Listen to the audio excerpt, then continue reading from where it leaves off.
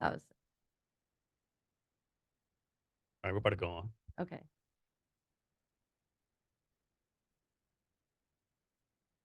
Hello, welcome to Jason Cavness Experience. I'm your host, Jason Cavness. Our guest today is Kelly Kirk. Kelly, thanks for being here today.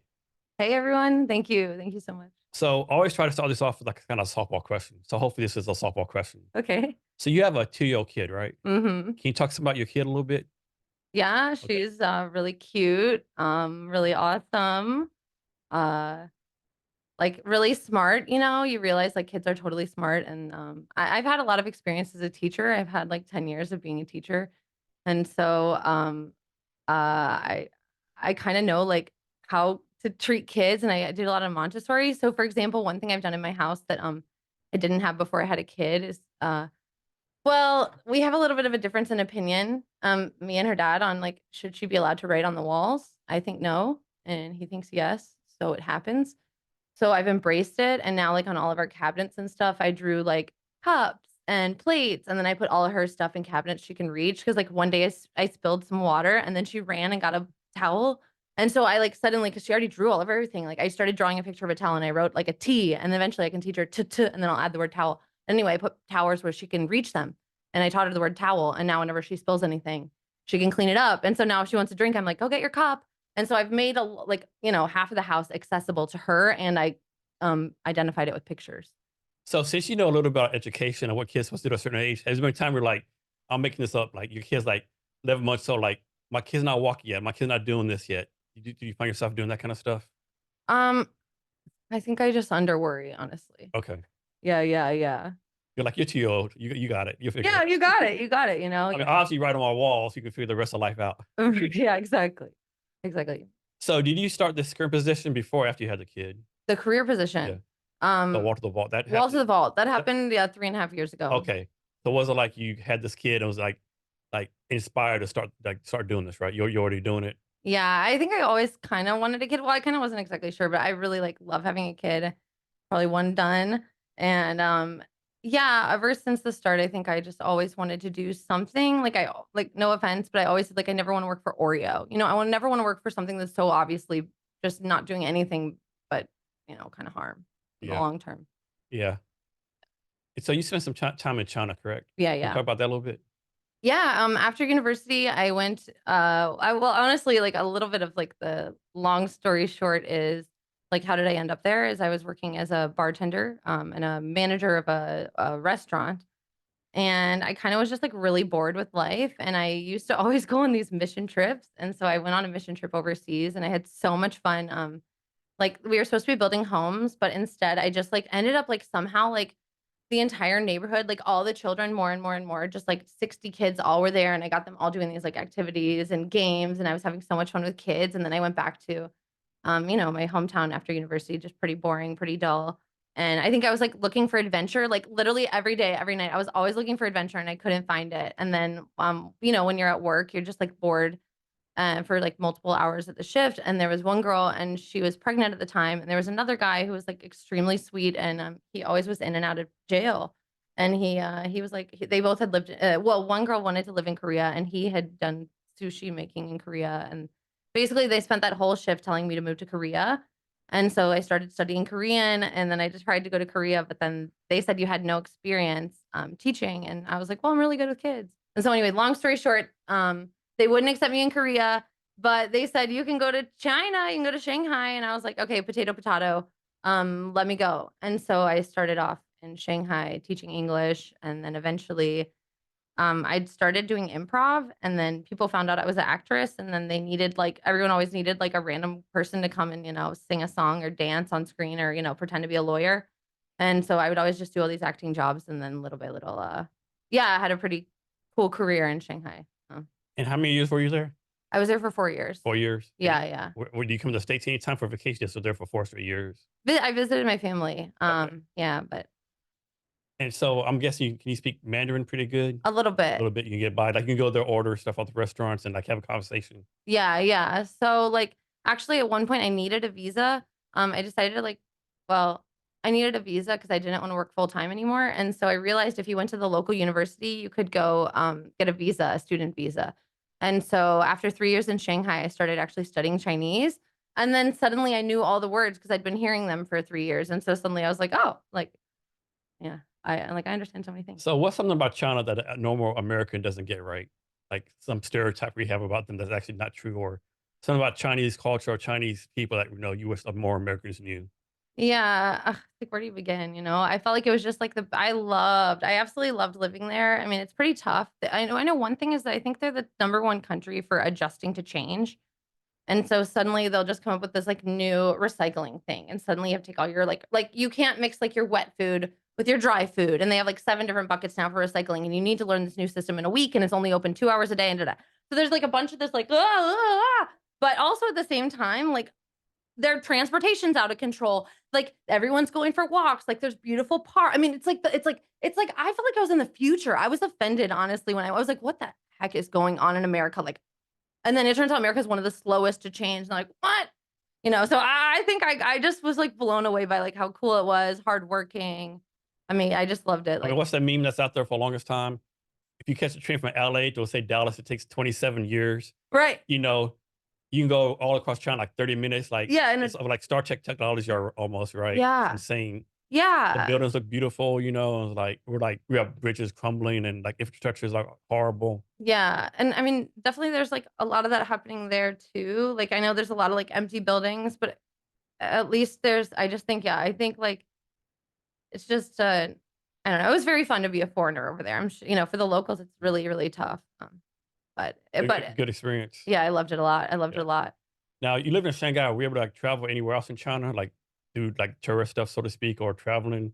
Yeah. So like, okay, I'll just say this, like, I'm not the only person that did this, but it's pretty popular where you just like go overseas and then, well, you get like tourist visas, and so then you kind of have to leave the country every 2 or 3 months to renew your visa. So it's kind of fun because you just like, it's like everyone who's living overseas that speaks English is from other countries, and they're all like kind of these like quirky, cool, ambitious people, and like do all these different things and like start their own companies and da-da. So you become friends with these people, and the next thing you know, like, oh, I need to go out of the country for 4 days, and then you're like, hey, friends, like, who wants to go with me to Thailand? Who Yeah. wants to go with me to Japan? And then you just do these like 4 day trips, and yeah, it's incredible. And you Nice. have to, you like legally have to. And how old were you when you went to China the first time? Um, 22. 22. Okay. Yeah. Nice. So next, I, talk about being a content creator. What exactly does that mean? What does it mean to be a content creator?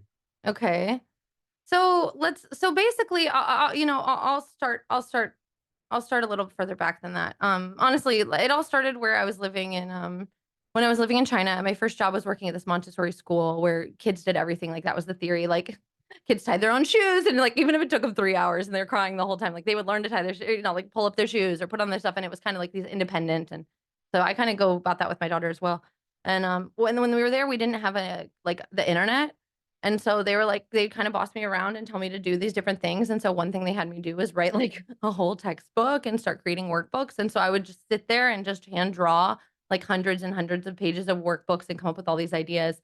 And so I got a lot of experience with that. And then again, I was acting for video games. Like I was on green screens, and then I'd be like, where's the shoe? And then like look around, and then they'd record like, not that, that's a hat, or whatever. And then eventually I was like, turned into a video game, and then I would sing all these songs and stuff. And so I saw how like education could be like gamified and immersive and metaversed, and like this like spectacular theatrical, like that's why everyone in Shanghai is better than than in English than everyone here. It's like it's insane. That's the biggest thing. I can't believe how wonderful their education is. And so then when we can get into it, but when I met Wall to the Vault, the people there, I realized like I know what this could be. And so I told her like, let me start investing in this. Don't question me. I'm gonna spend, like I said, like don't, like, because she's really picky about money. And I said, like, don't question how I'm spending my money. I'm gonna try my very best with this. Like, you don't have to doubt me. You can trust me. Let me try and build this. Let me try and build this out. And so as a content creator of Wall to the Vault, I'm literally just like trying to, it's like a multi-media production, but I'm trying to build out pieces and pieces and pieces of it bit by bit as I'm like inspired, and as we have people helping. And so I'm just creating what I like, what I feel like already exists. You know what I mean? So how do you decide like where to post stuff at? Like how to like what content is best for TikTok? What's best for Instagram? What's best for LinkedIn? Like or your YouTube channel? How do you decide like what's best for what? Honestly, I am not too strategic at all. I think I never, ever, ever have been, with Wall to the Vault. Honestly, I haven't tried making money with it, so far, pretty much ever until this year, and even now I'm only pretending, because, I still feel like it's proof of concept, and I feel like it's so fantastic that once people get the hang of it, like, people will come and help me. And so, we post on, like, Instagram, but we get no traction. We post on Facebook, we get no traction. Yeah, I think you got to be like, I don't know, Kanye West or Beyonce to get traction on, on anything meta related now. Oh, yeah, Uh, yeah. yeah, So I mean, you saw like on Nextdoor, we kinda went viral, yeah, and then on LinkedIn, like I personally push it on there, push my own myself on there, and Wall to the Vault's actually picking up on LinkedIn. But in some ways, I just think if I don't give up and I keep kind of finding these creative ways to break into the market and show what I'm trying to do, I think people will come and keep helping. yeah. So back to China, I'm sure you've seen these videos on there. It says Chinese kindergarten, like 30 Chinese kids, like double, Bouncing the yeah. basketballs, And, like, and yeah, we're like, we're done. Like, you're like, how are we going to compete with this, right? And you I see know, all kids in kindergarten, like, what are they doing, right? I know. It's I like, mean, I literally worked at a preschool where kids were finishing, like, they were totally understanding division by the time they were going to kindergarten. And, like, multiplication, division, spelling. So it's is that yeah. just because it's more? I hate to say the word communist based, was like one controlling system tells everyone what to do. Where here in the states, that like each school district does their own thing, you know. I would say that's it. I would say it's cultural, and then I heard recently in China, they spend 6 times as much money per kid on education, like, as in the US, so they're just spending so much more money on purposeful education. So, how about some experiences teaching the Chinese kids? Were they all kindergarten, elementary kids? Or was it like the first time they're like, what's this white American lady doing teaching me anything, right? Right. I mean, honestly, well, that's th I wasn't the first person to do it. I wasn't their first teacher, and, I mean, if you think about it as a business, if you can bring in an American to your school, you're gonna make so much money. So, at first, I didn't realize that, and I felt like I was so lucky to be there, and I mean, I was, but honestly, not really, 'cause, overseas, they want anyone to come and teach English, so, Yeah, I was in Korea for 3 years, like family, and all these people come in like making like big dollars to teach, the Korean kids like English, you know. yeah, There was yeah. like what's it like, an actual industry almost, like, people from Australia, basically, like, any white English speaking country will come there and make big money, you know? Mhm. So, yeah, so I was teaching English for a bit, and then one day someone was like, "Will you, run my daughter's birthday party?" So I did this birthday party, and then at the birthday party, there were all these rumors going around that I was an actress, and I was just like a fake actress, you know what I mean? I just did it as a hobby and then started getting all these jobs or whatever, and I was like, "Yeah, I'm kinda actress," and they were like, "Why don't you do acting classes?" And so I ended up, saying, "That's actually sounds way more fun than teaching the ABCs." So I did, open up eventually a little school, a production school for kids. And that's the freelance when he did the freelance acting in Yeah, Shanghai? yeah, I did a lot of freelance acting. Yeah, yeah, yeah. I guess there's a lot of need for, like, a random American female All the part, time. I or mean, 24/7. Yeah, yeah, I did so much, and a lot of it was content that they would oh my god. was a Yeah. lot of do you have a lot of competition for, like, acting parts, or No, there were just too many jobs. There were way too many jobs. Like, yeah, I mean, I was working 7 days a week, you know, and just 'cause, yeah, um, I was always just making money and then investing it, honestly, just trying to take advantage of the opportunity there. Um um so what made you decide to come back to the States? Is this your time in China? You were like, "Man, my time in China is up. Yeah, I've been here long enough. I did what I need to do," or Yeah, exactly, and a lot of my friends were honestly, like, all of my friends kind of were getting kicked out. It was just getting more and more and more strict over there, and, I was so sick of doing paperwork. It was so hard to live there legally, and run a business legally, and I just said, like, "Okay, I really enjoy running a business. I really enjoy, like, having life be this fun and cool and getting all these cool jobs and, like, making these awesome friends and stuff like that, but I wanted it to be, less stressful." So then eventually decided, okay, going back to my native country will be very easy. I won't have to do hardly any paperwork at all. So yeah, I went back. so, have you always been interested in, like, a financial education? No, not really. Not at all, actually. Growing up, I never, ever, ever cared about money really. Like I always wanted to just like honestly, I had so many different jobs I wanted to do. Even at one point, I wanted to be like a youth group leader, because like I really wanted to do like something I thought was like true. And then basically over in Shanghai still, I kind of didn't have too much of like that much of a feeling of like a purpose or anything. And then, but still, like it was cool. It was cool trying all these different things and seeing all the things I could accomplish and stuff. And then eventually, uh, when I moved back to the USA, I myself got pretty shocked and stunned with how much I didn't know about finance myself when I came from like, a nice, perfectly nice home. And then I was just like, what the heck's going on? Like after living in China, where like, sometimes you're not always told everything or you're not allowed to like look at everything online. Um, I uh I started questioning why aren't we being taught a lot of financial literacy here? And so were you did you do that back then? I can remember what it was like a few years ago when there were like all these companies like GameStop and stuff raised like millions of dollars because people were investing on them. Were you involved in any of that kind of stuff? Can Yeah. you explain that? 'Cause I always like wonder about that. So people just pick some random company that's about to go bankrupt and like I think it's called penny stock or something Penny like that. so penny stock, How does that work? penny stock is the term for if a stock, I believe like it varies. Like, and again, I really self-taught in all this. I'm like everything is just either like my opinion or my interest, and like I'm not a financial advisor. I call myself a financial enthusiast because the more I learn, the more enthusiastic I get, and I get so excited about it. But Uh, so at the time, actually, I missed out all on the GameStop stuff originally because I actually invested in Dogecoin. Because when I was living in Shanghai, actually, I invested in Netflix because I was actually getting like kind of lonely in Shanghai, and I would just find so much comfort in Netflix. And then I imagined in the future there could be a world in America where everyone was really lonely and depending on Netflix as much as I was feeling so isolated in Shanghai. And it was kind of funny because I mean, funny and sad. And like a few years later, that exactly happened here in America. And so I'd bought about 30 shares of Netflix at $90 and then, Forex. And then I realized like how much higher can Netflix go? It's Netflix. You know what I mean? Yeah. I've already got it at freaking $500.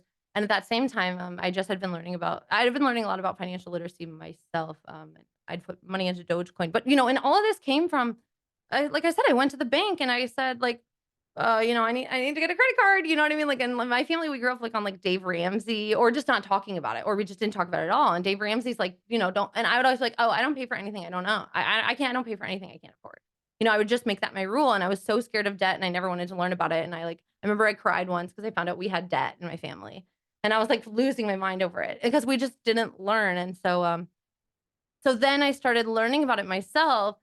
Or yeah. Then over COVID, I started, I got my own credit card, and then I started learning about credit scores, and I started watching all these YouTubers that were like my age. Some of them hadn't even graduated college, and they were multimillionaires, and they were giving these explainers of how to become a millionaire and how to hack the credit card system. And I always had grown up being so curious about it, wanting to know a lot. And the more I learned, the more I started to understand it. And then I just thought, okay, let me start teaching people this because it's really useful. And are you still like investing in those type of companies? Oh, yeah, so oh, yeah, that's right, we skipped over it. So yeah. So basically, I mean, like, the long story short of what happened with GameStop is actually I think it's, like it's extremely cool and insane. But it's basically, the whole idea of the stock market is that you buy a ownership of a company. And so people had figured out do you know what it means to short a stock? I think so. Okay, what do you think it means? Um, it means like if a stock's worth 10 cents, you buy it for 7 cents. Okay. So it basically means like, let's say that you buy a share, you own one share at GameStop, right? And you have it here, and then like no one cares that you have it, right? And so you're like, okay, I'm gonna make money off of this. I think GameStop's gonna go down. And so you actually sell it. And then later on, and then I'm like, okay, Jason, I'm gonna check a year from now if you still have that stock. And it was like $10. And you're like, ha ha ha ha. So you're actually going to sell it, make money, and then 10 years from now it's going to cost $1, and then you buy it back when it's cheaper, and then you're like, "Look, see, I still have the stock," but actually that whole time you made money off of it. Okay. So this is kind of okay, so the point is, That seems like kind of tricky to do. Like, okay, now get like a little bit like conspiracy theorist with me here. Imagine I'm all about that. Okay, so basically what this guy was able to figure out is he said like, "Hey, I think people are making bets in the billions of dollars, potentially, maybe even infinite risk, and the point that like it can't be stopped once it starts. They're making bets that GameStop's going to go to zero. So if we can find a way to make sure GameStop doesn't go out of business, all of these banks and financial institutions that put bets on, they're going to have to buy back the shares. And if they bet 100 shares, like let's say they bet like 100 shares, they're going to have to buy back all 100. And maybe at first, when they start buying it, it's going to be at like, back at like $4, Yeah. $8, 12. And no matter what, they need to buy back all of those because they signed their their entire worth of their business. And these billion-dollar businesses made these billion-dollar bets that GameStop would go out of business, and now we've been able to save it, and so now we're just waiting for them to buy back the millions and billions of shares. And there's theories out there that actually they've sold more shares than exist, and so it's just going to complete at any moment this will Oh, erupt. plus. So I'm guessing you can't do this for companies like Boeing or Microsoft. Has to be like a company that you think is Well, gonna kind of fail, or you can do it with any company. I'll tell you, like, the theory is that there's some consulting groups and even ones with the very best reputations that do this, and this is their business model. And actually, you can track it if you like do actually a little bit of research. You can track it, and it's companies that like I don't know anything. I'm going into this blind, but like I told my dad. My dad comes from a corporate background. So, so there's one step, like a consulting company. Why would they ever do that? And I've even talked to people like all around. I always end up getting in fights with guys in the finance industry because what in the world? Why would anyone ever do that? But if okay, but think about it. Like if these super wealthy, and you can even see on Wall to the Vault's Instagram. I just posted like if you look at all the world wealth, it's like 25. It's like 30, 30, 30, 10, and the top 30 is the 0.01%. The next 30% is the 1%. The next 30% is like 99 to 50, and then there's like this like tiny percent of 50% and under of all. So most of the money is owned by the small percent. They're owning the TV channels. They're owning all the news, and so let's say for example.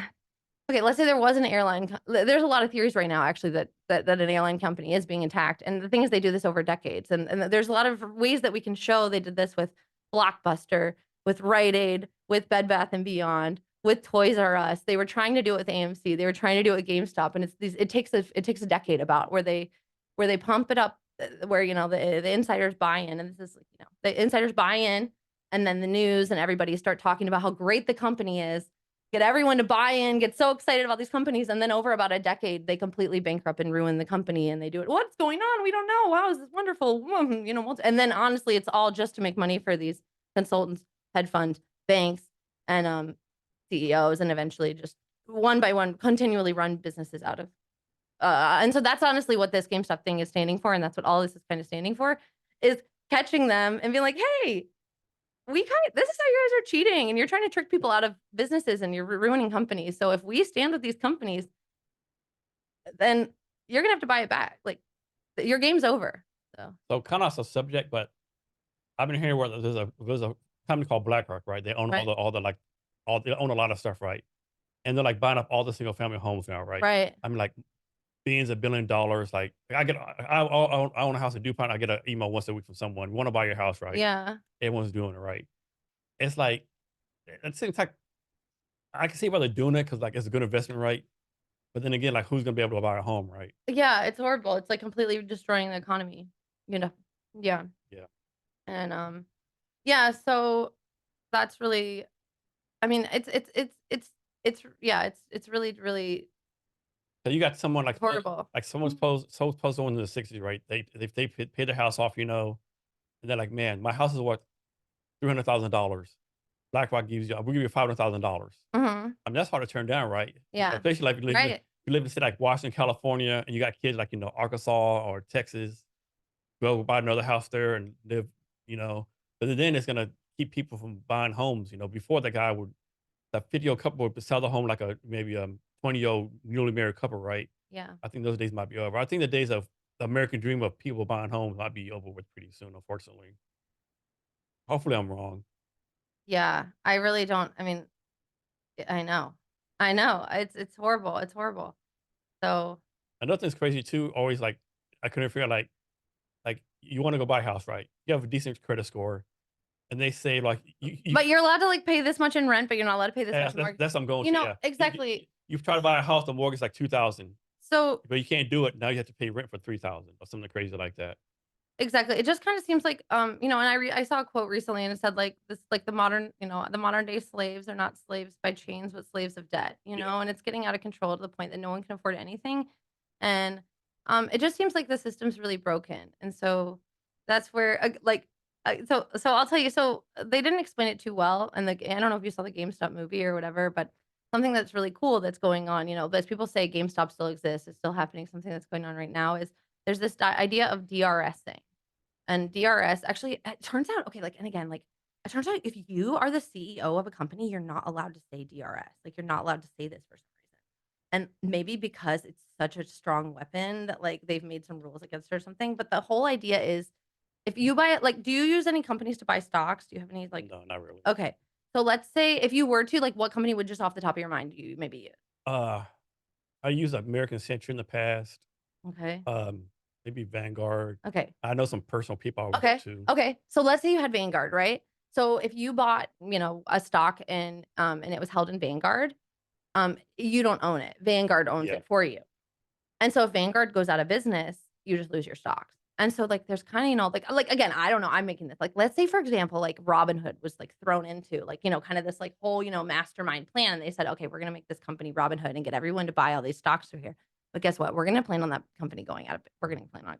So we're gonna trick all these people into buying these stocks. We're gonna tell them they own it. But don't worry, like, we got this. So, stuff like that could happen. So the way around, like, after this whole thing with them removing the buy button, people have realized, "Okay, we can put them in our name."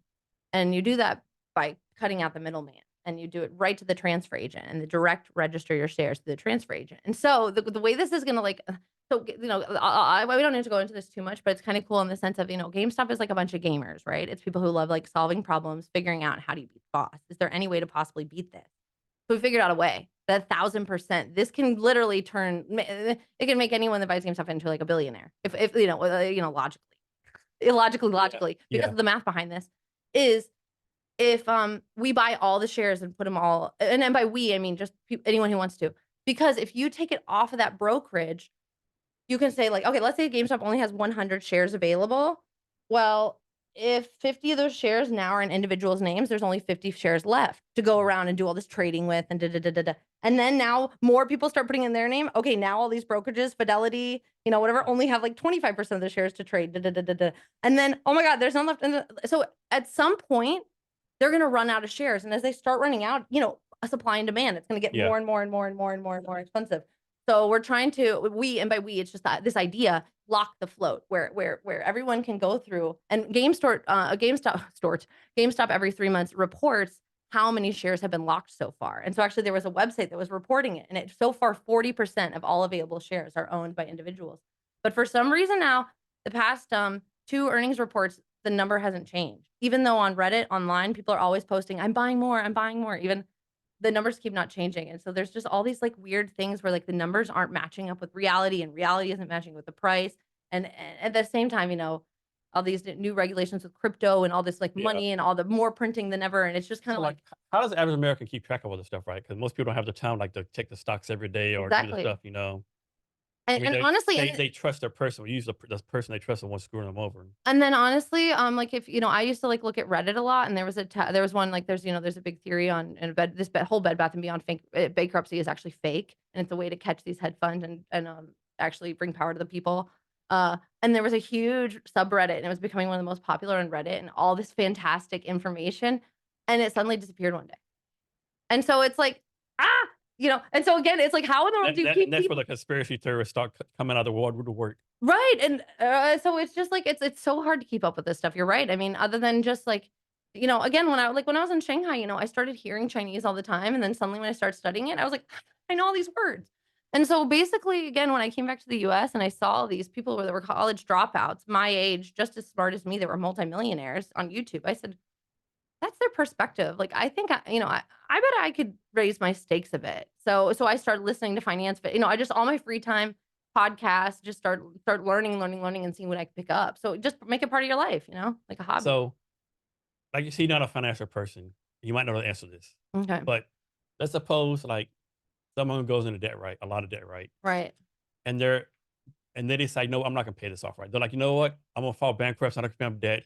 I'll be 7 years. My everything gets cleared, right? Right. Is it really that bad to do that, or like, I really don't know that much, but I'm like, aren't there multiple people who went bankrupt a few times? Even like the yeah, Wolf of Wall Street, right? He's yeah, been bankrupt like twice, and yeah, now he's still the Wolf of Wall Street. yeah? So So I have no idea. I mean, I know yeah. there's like some things. I know you can go bankrupt. You're like your credit's like fucked for 7 years, but like suppose you own your own house. Obviously, you're gonna still paying your own house, whatever. I guess so. Yeah, but I guess also just I'm like the world is so big, and if you have an American passport too, like there's so many options. So it's Yeah. I don't know, like, ugh, but I don't know. I mean, yeah, I mean, I have friends in group chat, like, I have friends in group chats, and, like, one of my friends, he was thinking about, like, claiming mental illness Mhm. just to get himself out of things Yeah, because but then I know that brings on, like, getting yeah, hired and stuff, yeah. but So Reddit, I've never really been on Reddit. I've been a few times. It's like Reddit is like really good.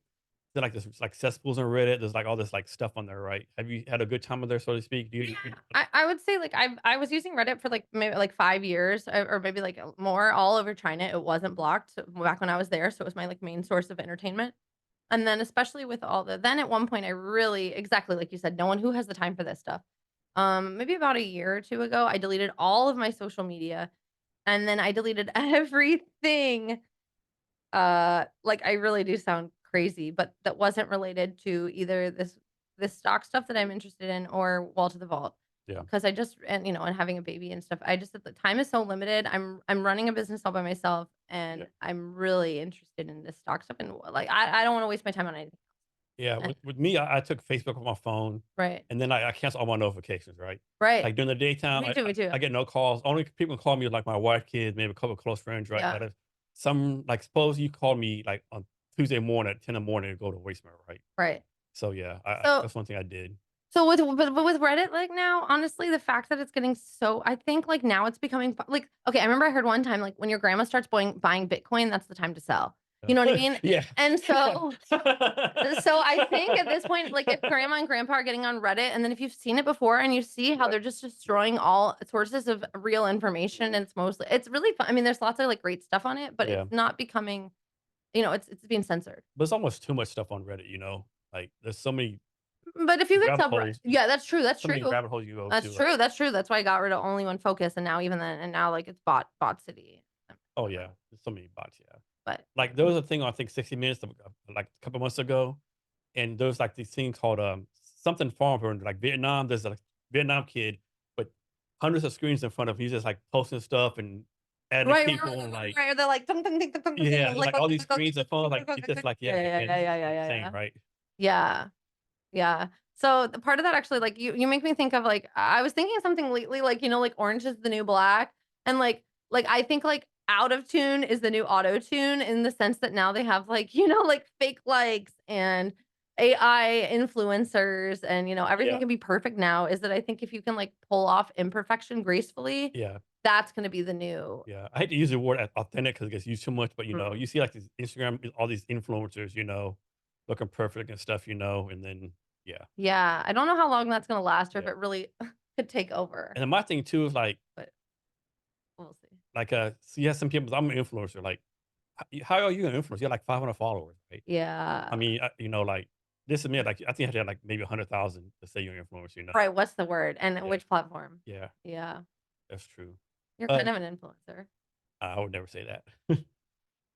So what do you do for fun? Like, what are some of your hobbies? Oh, I mean, I just feel like these days, like, I really love my work. Like, I have so much fun doing what I do that I, like, throw my happiness into there, and I really I'm telling you, I love, like, I love being a member or, like, a part of this sort of, like, investing and cheering for GameStop community. Like, I really get hyped up reading all the DD and, like, seeing that I think we're right. And so for fun, I'm always reading the comments and that kind of stuff, like, researching. But, at this stage, again, my business, we're not making, we're not, like, too profitable right now, and we're nowhere near what I wanna be. So, I'm like, "The fun will come later." You know what I mean? I already had, like, a really fun life. Like, now I'm really focused. So you love what you're doing. Can you talk about work life balance? Like, what is work life balance to you? Yeah, well, I'm lucky right now, like, I don't know, I have a really tough time with that actually, but I'm really lucky right now that, my, um, my, daughter's like, my father well, her father well, we recently got divorced, so her ex, his parents are in town actually for 5 months, and so, now we have help for 5 months, so I'm working, like, literally 7 days a week now while they're here, just yeah, but I actually am coming up with an idea, like, I really am, like, an extreme person, ugh, if I could have no phone, I would. So, I'm thinking I might, like, when I'm around my daughter, I might, like, just completely remove my phone and my laptop and have, like, no screen. We don't have a TV, so I might set that rule of, like, "Okay, you know, no technology. Let's just like laugh and giggle. So that's something I'm thinking about doing. Yeah, I know, like, you have some people, like, "I have a great work-life balance, but I hate my job." Well, how can you say you have a great work-life balance, you hate your job, right? Yeah. You know? And actually, yeah, sometimes like I'll put Bluey on the corner and then like I'm recording music and so I'll have my daughter on my lap while I'm like literally like belting songs and then like yeah, just entertaining her. Like I'll do two at once. Here's something random for you. So, do you watch Blue's Clues with your kid? Not in a long time, but No? I should. Yeah. So, question was, did you watch Blue's Clues way back in the day when they had the first guy? Yeah. I was gonna ask, who do you like better, the first guy or the second guy? I haven't seen the new guy, You but haven't? I do know that okay, have you seen all these like viral things about how the first guy, he's become an influencer Yeah, yeah, and he's like consoling people. yeah. I've That's seen some sweet. of his posts on TikTok. You're like, Yeah. well, I random saw a post, "Hey, I'm sorry I haven't posted in a month. I've been doing this, doing that," you know? Yeah. He's like lots of followers, yeah. Right. I feel like yeah. And to me, it's I crazy, like, how Blue's Clues is still a thing after all these years, right? right, Same thing right, with, like, what's it called, Sesame Street, right. all the other things, you know? Like, the classic standard kid things are still good, right? The Yeah. Muppets, you know? Yeah. Yeah. I heard like a story about Sesame Street actually that when it first came out, they only put it into like the poor neighborhoods Yeah, I heard that too, yeah. and then it started doing so well. They had no choice to put They it had no everywhere, yeah. choice. Yeah, Yeah, because all the kids were too smart. yeah. But I think lately, I think that's something that I see like struggling is like there's no all the content. It's like even now I'm going to all these kids movies and they're all like scary or Mhm. creepy or weird. It's like I don't know. Yeah, I really want to make a lot of content. That's something I want to do is make content for kids and content for So you just said, like, people. you're gonna limit the time that your kids on screens, right? But how you Yeah. gonna balance this, right? I mean, obviously, you can't have your kid, like, 19 years old with nothing tech, right? So how are you gonna balance, like, all the tech No. stuff going in, all the good and bad things on social media? Okay, she does have screens, I'll say that, like, I don't there's no screens, and honestly, I'll let her, like, binge if she want, like, and sometimes you can and then I'm like, "Okay, that's really enough for they're like, "Yeah." So, I think it is okay to, like, let kids experience, like, binge watching shows, but, like, but what do you do? Like, at the same time, what am I doing when Yeah, that's happening? And I'm, like, cleaning the crap out of the house. You know what I mean? I'm doing something that, like, really needs to yeah. be done, and so, I think, yeah, like, I mean, again, I think I'm kind of a kid who when I was, growing up, I had a lot of rules, and then the moment I was free, I was like and then I didn't know how to, like, control myself or anything, so I think, yeah, giving the freedom to people is it will do them a lot of help too. So, Kelly, what is immersive learning? Jumping in there and doing it, I mean, yeah, I guess getting involved and being So it's like, engaged, not is passive, immersive active. is immersive living where you throw your 4-year-old kid in the swimming pool in the deep end to learn Right, swim each right. time? To figure out how to No, no swim. lesson, just here you go. Yeah, yeah, right. Okay, okay. No, I guess, like, just I think being involved, just being actively involved And are there and stats out there, studies that show that's the best way to learn or anything like that? yeah, yeah, definitely, and I think, like oh, are there stats? Yeah, yeah. Oh, I'm sure there are, like, I don't know, I know, like, all the stats on, like, the happiness, like, if they're having fun, but no one's having fun when they're being thrown in a pool and they don't know how to swim. Yeah, yeah. Yeah, yeah. Um, are you gonna teach your kid a second language? Yeah, she's already learning Chinese, Okay, yeah, yeah, she's alright, really good at Chinese.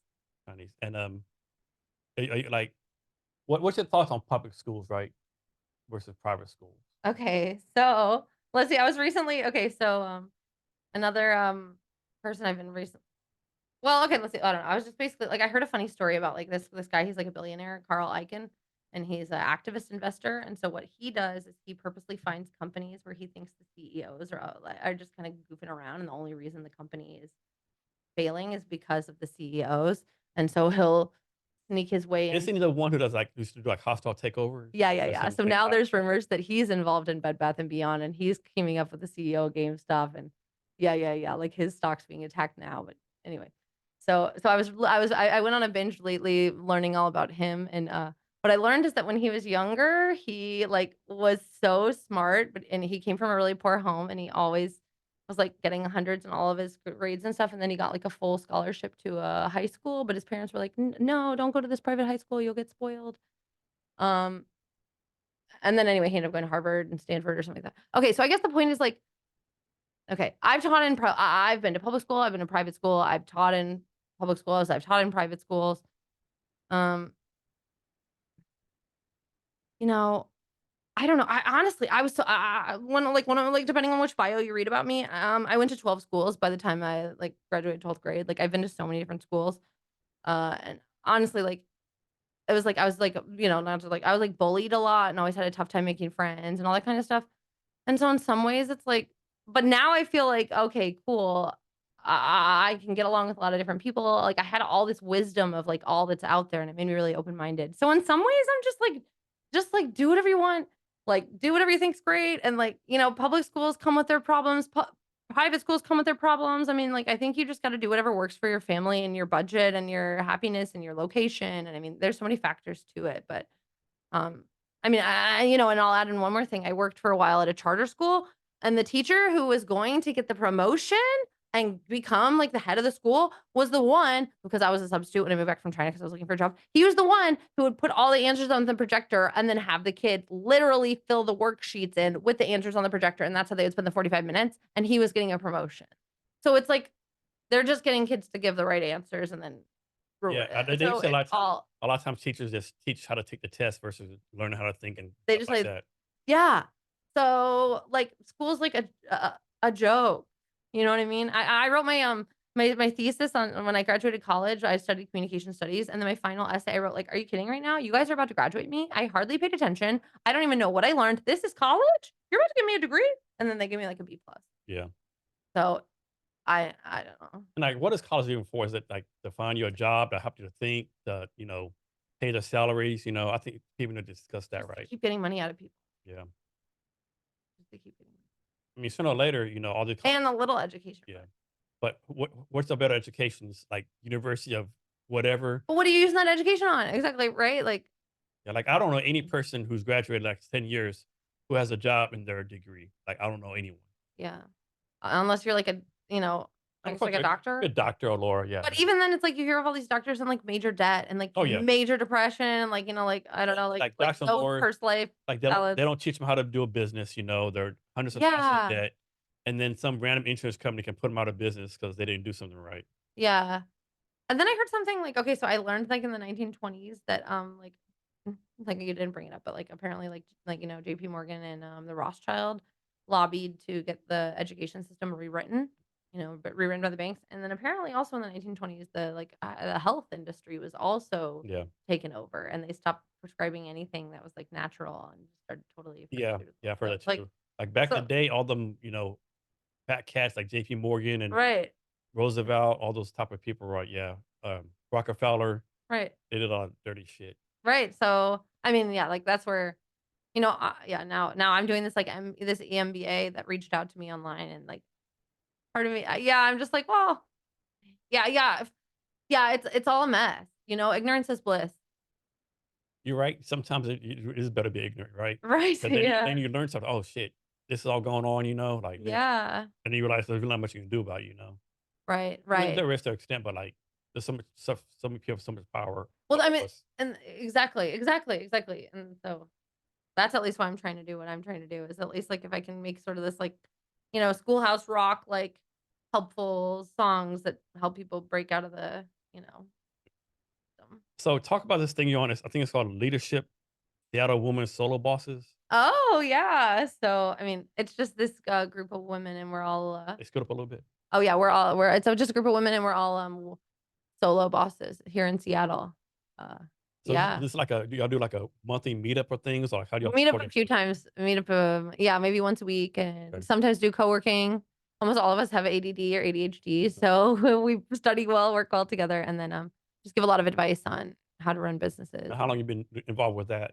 I did it before COVID Okay. actually, and then like during COVID, and then took a break, and then now they've started it back live, and yeah, so it's a really amazing group and really fun. How about this? Like they'll tell you as an entrepreneur, you need a network, right? Yeah, Then you got to build a product. So how do you personally like balance like networking and meeting people versus actually working exactly. on your company? How do you balance that? I mean, I just only did that's why the past 3 years all I did was like build my business and build what I was trying to do. And now actually my business partner recently passed away. And so I kind of realized like, okay, I need to start getting out there and showing this to people. So I would say the most part though, I just totally building proof of concept and then um eventually start showing it to people and then people can see what you're trying to do. And then next talk about you're speaking at something called a 63rd Financial Literacy and Education Conference in Cleveland. Yeah. Can you talk about that? I mean, just this, I don't know. I just thought it sounded like an event that maybe they would accept me. So I sent them a proposal and yeah, they did. When So does that take place? that'll be in September. Yeah, I think it'll be And interesting. what are you gonna talk about? You have to like a subject you got to talk about? Yeah, it's like, well, I came up with like five innovative ways to teach kids about money. Okay. And once I mean, I can tell you one of them, music. So there, you can probably guess a couple others. Yeah. Yeah. Um, was that hard to get into or I've never ever done anything like that before, okay. but so I was actually really surprised they accepted me. I just Okay. wrote a proposal, made a little PowerPoint, and sent it off. So yeah, I think I want to start trying to do more stuff like that. Yeah. I don't, are they gonna pay you to speak or I don't think so, but I know it's like $1,000 conference, and I'm okay. guessing I'd get in free now, Hopefully getting free. right? That'd be kind of fucked up. Right? Yeah, yeah, yeah. So you want me to fly from Seattle to Cleveland, Speak. Yeah, they'll give pay me for a the free hotel ticket. room? They'll give me a free ticket. Yeah. If they don't, you probably need to back out of that, I would think. Yeah, yeah, they'll probably give me a free ticket. Yeah. Um, so with the Walk to the Vault, where does that name come from? Does that name have any meaning or is this a random name? Yeah, Walter stands for We Are Long-Term Thinkers Earning Responsibly. Okay. And I didn't invent Wall to the Vault. Actually, Wall to the Vault, I met the people who'd been doing it on LinkedIn, actually. I'll tell you like a funny little story. So when I moved back to, in Shanghai, I became like pretty legit, like I was doing all these acting jobs and voiceover. And like really before that I was just like a boring bartender, like, you know, like energetic, but kind of just not really much. And then Shanghai became like really legit. And I was like, wow, cool. And then I moved back to the US and I'm again like just a simple American girl, and with like no legit experience. I just was like a self-taught teacher, a self-taught actress. And so then I started saying like, okay, how am I going to do this? And then I said, well, probably LinkedIn will help. So I made my LinkedIn look like it's like eye-catching as possible. Like great picture, great background, cool title or whatever. And then I just started adding all these CEOs. And my thought process was, okay, I probably will be like successful here in the next decade. And so if I can add all these CEOs, maybe some of them will add me and then they'll watch my career grow over the next few years and then they'll be proud of me and they'll feel like they knew me, but actually they never met me. And so, yeah, I went through and I added like that, like I like just like thousands of CEOs and leaders and industries, and little by little my network started growing, and I had all these like high up network. And then one day I commented on something, and then this woman was like, "Oh my gosh, looks like you work in education. Check out my website, waltothevault.com."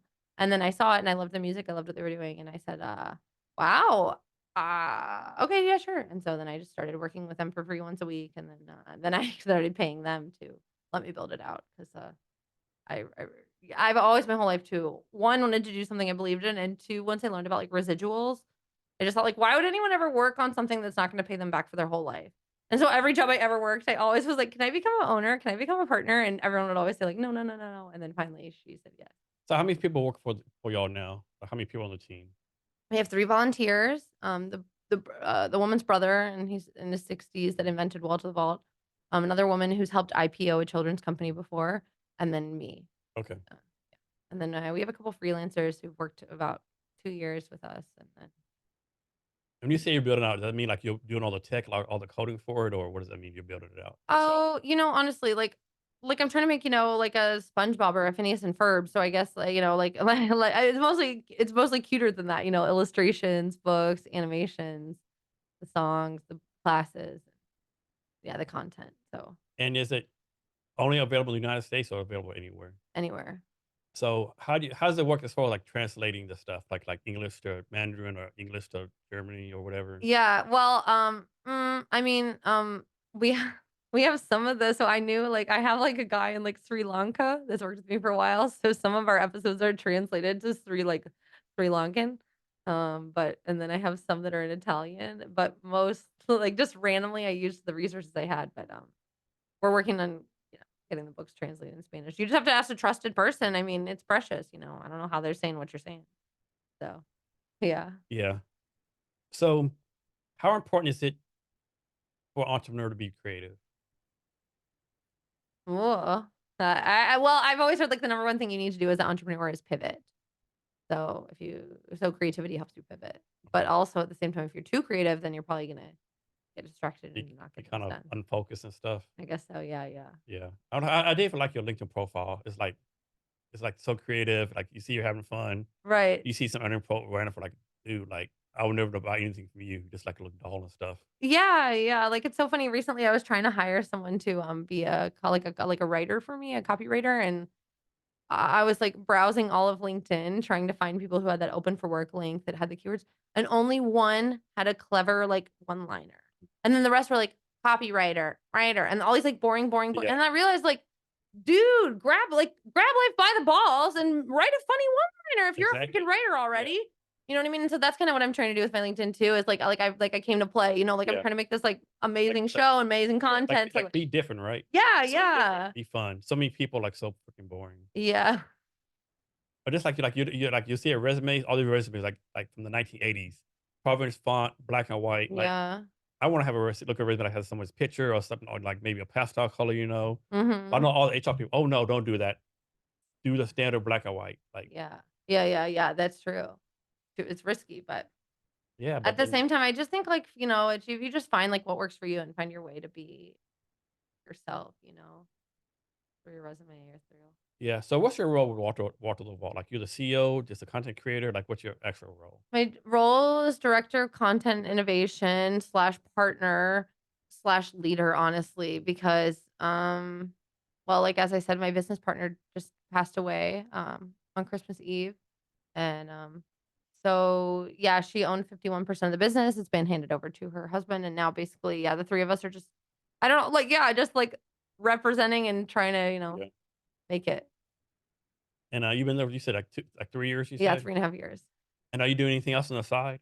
Yeah, I tutor a kid. Actually, if you want, you can show this website. So I tutor a kid, his name is Julian, and, his website's called julianbusinessman.com, and or you guys can go look up julianbusinessman.com, and, he's this 9-year-old, and his mom hired me, and now 3 hours a week we get together and we do entrepreneurship, and so he's actually, like, made a whole bunch of money.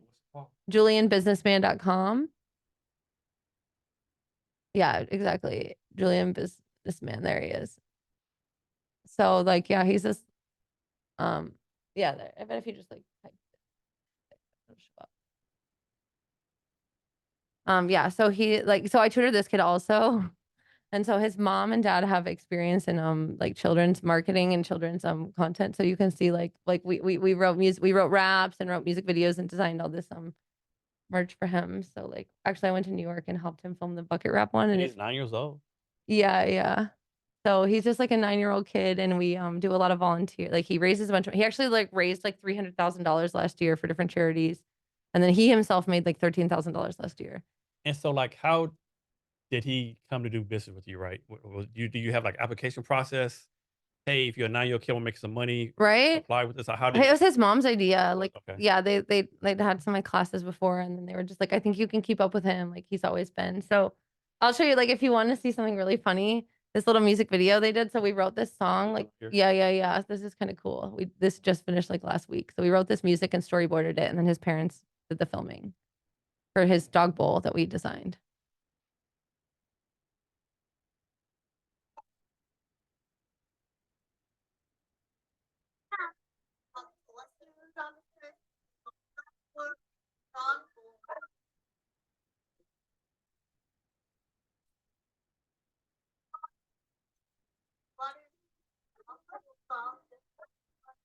He's here. He's here in Seattle. New York. New York.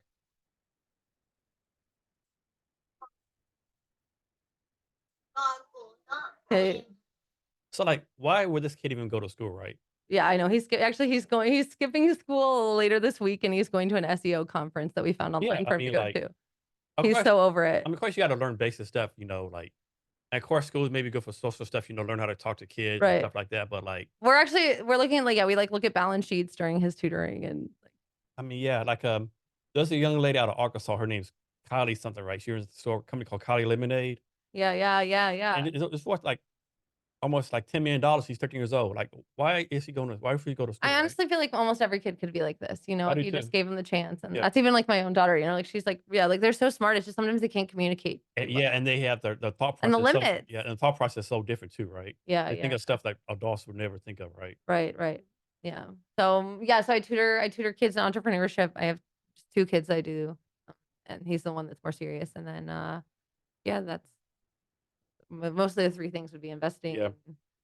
and tutoring kids. And if you've ever met me before, you know I have my idea before Well to the Vault is I have an idea for a reality TV show that I put on hold. And it would be kind of like Project Runway, where Project Yeah. Runway. So like, make a dress or whatever, whatever. And so it'd be with teachers. And so we'll get like, these are America's top 10 teachers. And then we say like, okay, teachers, this week you need to design a math class, but it's gonna be have to based around like building Uh-huh. or whatever. Yeah. And so then we and you only have 4 hours, go. And then like it'll show like the panic Uh-huh. teachers designing their lesson plan, gathering the supplies. It could be sponsored by whoever. Then later you go and they like go into the classroom and then you meet like the quirky kids. And then the kids like Yeah. they teach the class and then the kids build this project. Like, probably it'd be a project that the kids have to build. And then afterward you interview the kids. How was the teacher? How was the class? Was it fun? Like you hear from the kids, you see whatever. And then at the end, like the judges will see how do the teachers do. And basically it came from seeing how horrible the education system is here in Yeah. America that I kind of want to help glamorize it almost and bring back just like the love and the fun and the playfulness and the inspiration.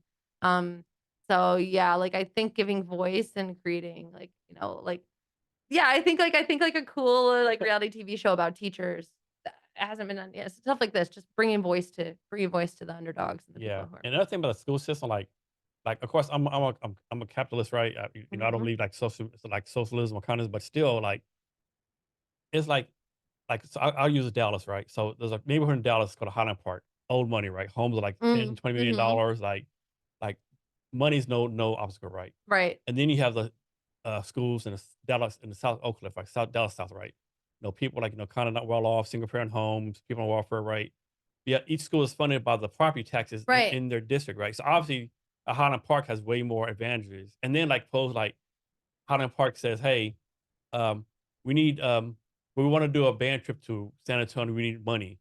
Bam, bam, bam. Doing Right. the Because South, there's extra money to go around. yeah, Exactly. doing South Dallas. Like parents, like I don't have no money to give you no damn band trip, Right. Right. Right. And it's like, no, I don't think we should like. I'm not saying we should like some kind of system where everything goes in the same pot and div it up, but I don't know. This doesn't seem right. I mean, yeah, totally. Like, I know. It sucks. It sucks. Yeah, I have a class I teach called Taxes Everywhere that I teach the kids, and then I tell them like that kind of how that works. And I'm like, what do you guys think? Like, what if people took tax money and then they made a pool, but it was like right next to their house, and then like you could only get there, but that kind of stuff happens Yeah. sometimes, right? They'll only fix the roads like in some neighborhoods. Yeah. Well, because they're the ones that paid the most. I know even Washington State, I mean, but then again, I lived in Chicago for a while and like Illinois hates Chicago.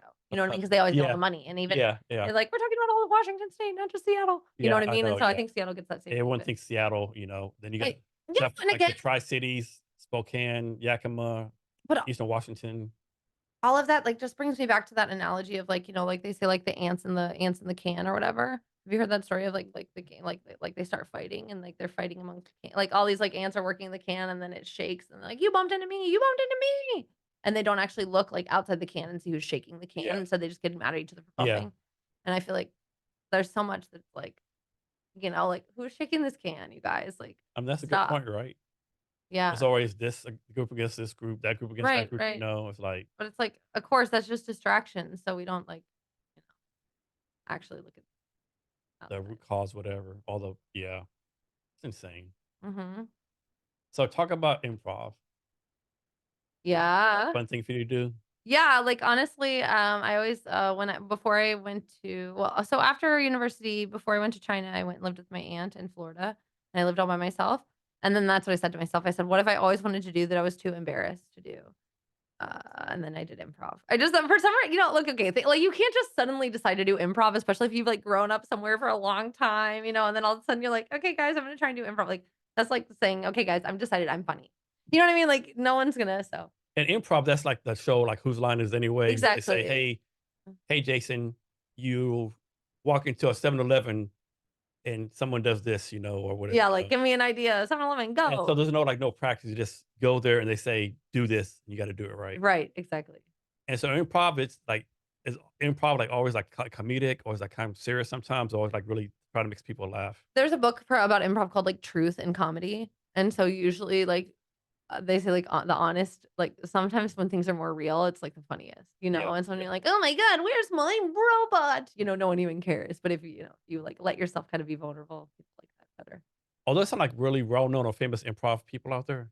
Yeah, I mean, a lot of people who now are like famous actors started as improv, like Steve Carell and Okay. uh, a lot of the a lot of those hangover guys, I think Yeah. yeah, like all the talk show hosts and stuff. So it's definitely a good skill. Have you ever done any like stand up comedy skits? Well, I only did stand up like 1 or 2 times, and then afterward, I just had so many, like, people come up to me after and, like, mansplain to me how to make my jokes funnier, and I was like, "Okay, never mind. I don't care that much about doing this." Okay. Yeah, Nice. You should try it again. I think you'd be good at it. Go to maybe, some open mic night. maybe. I know. I have some funny stories to tell, but I don't know. So with improv, like suppose you go to improv store, right? Is the improv store, do they like say, hey, do they have like a subject area? Like you might An improv. improv store? Yeah. You mean like if you're in an improv scene and you're in a store and the Yeah. No, theme? suppose you go to an improv place, right? Okay, like a Is it theater. like, I'll make this up. Like, does the improv place only like they'll say, okay, we only do improv on like, rich people, only do improv on certain subjects? Or it's like once you walk in there Oh. can be anything. Oh, I see what you mean, like themed improv. Like, Yeah, okay, so yeah. for example, I'm trying now to make a class that's financial literacy improv, where I say like, okay, all of our games they have to be like money based, Uh-huh. but mostly no. Like, but at the same time, they have like Shakespeare improv, where like it's going to Okay. be a Shakespeare show, or they'd have Yeah. musical improv where it's all singing, or they'd have like they have different themes. Have you seen that thing recently? I think on Facebook where people saying like, I never knew this, but Shakespeare sounds so much better with a southern accent. Yeah, it's a big thing now. So Wow, yeah. So all these southerners like doing like reciting it's Shakespeare lines in southern accent. It's insane. that Yeah. sounds good. Yeah. Yeah. Um so with the social media for Walk to the Walk, what's your goal with that? Is this like do you break it down like, like I'm trying to reach like parents of the kids, the kids itself? Yeah, and honestly, if like I've kind of realized like I spend a lot of time, like I said, watching like finance videos and learning about, macroeconomics and the world economics. And I'm learning a lot of information. I've realized like, okay, Walls of the Vault is supposed to be like 101. So like how detailed can I get? Not that much. But at the same time, who do I notice my client is? It's always entrepreneur parents who want their kids learning. So I think if I can like, I'm just not always the best communicator, like, really at all, and then I'm like, "How do you not understand me?" But it's, like, all in my mind. When I was a kid, I used to go to school every day, and my mind is a different Disney princess, and then if my teacher didn't know which one I was, and I would just hold it within my essence.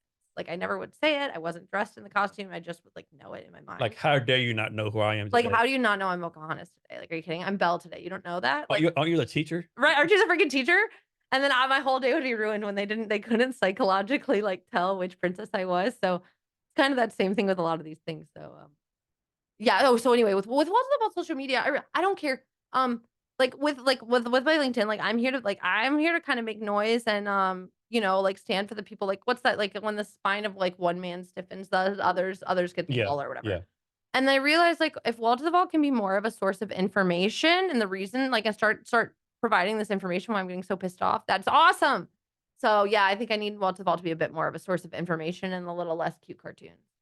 And what age is it for? Like 5 to 13, 3 to 7, Yeah, about 6 to 14. 6 to 14? And why that age? You just found that's the best age to start doing this? Well, it honestly, the origin story of Wall to the Vault is like the woman Karen who invented it. She's from Long Island. She said, like, when my daughter was 3 years old, I gave her a quarter and she put it into the machine and out came a fake quarter. And they sound just like that. And she did. And right then and there, my daughter thought that was a good deal. And I said, "Oh my God, kids need to learn about money." And so she's actually a tax attorney and would like help like multimillionaires Yeah. get out of tax trouble and just said, like, how are these people so bad at money? So I think, yeah, to me, I just say, like, why are we teaching kids like, dinosaurs and all this stuff and they don't even know like why do we know what a nucleus is? And I don't even know what a checkbook is. So like I don't understand sending, spaving, saving, compound interest. So yeah, just the basics. Um, so is basic finance everywhere, or is like if you live in like Dallas, Texas, basic finance is different versus you live in Seattle, Washington, or is it all the same?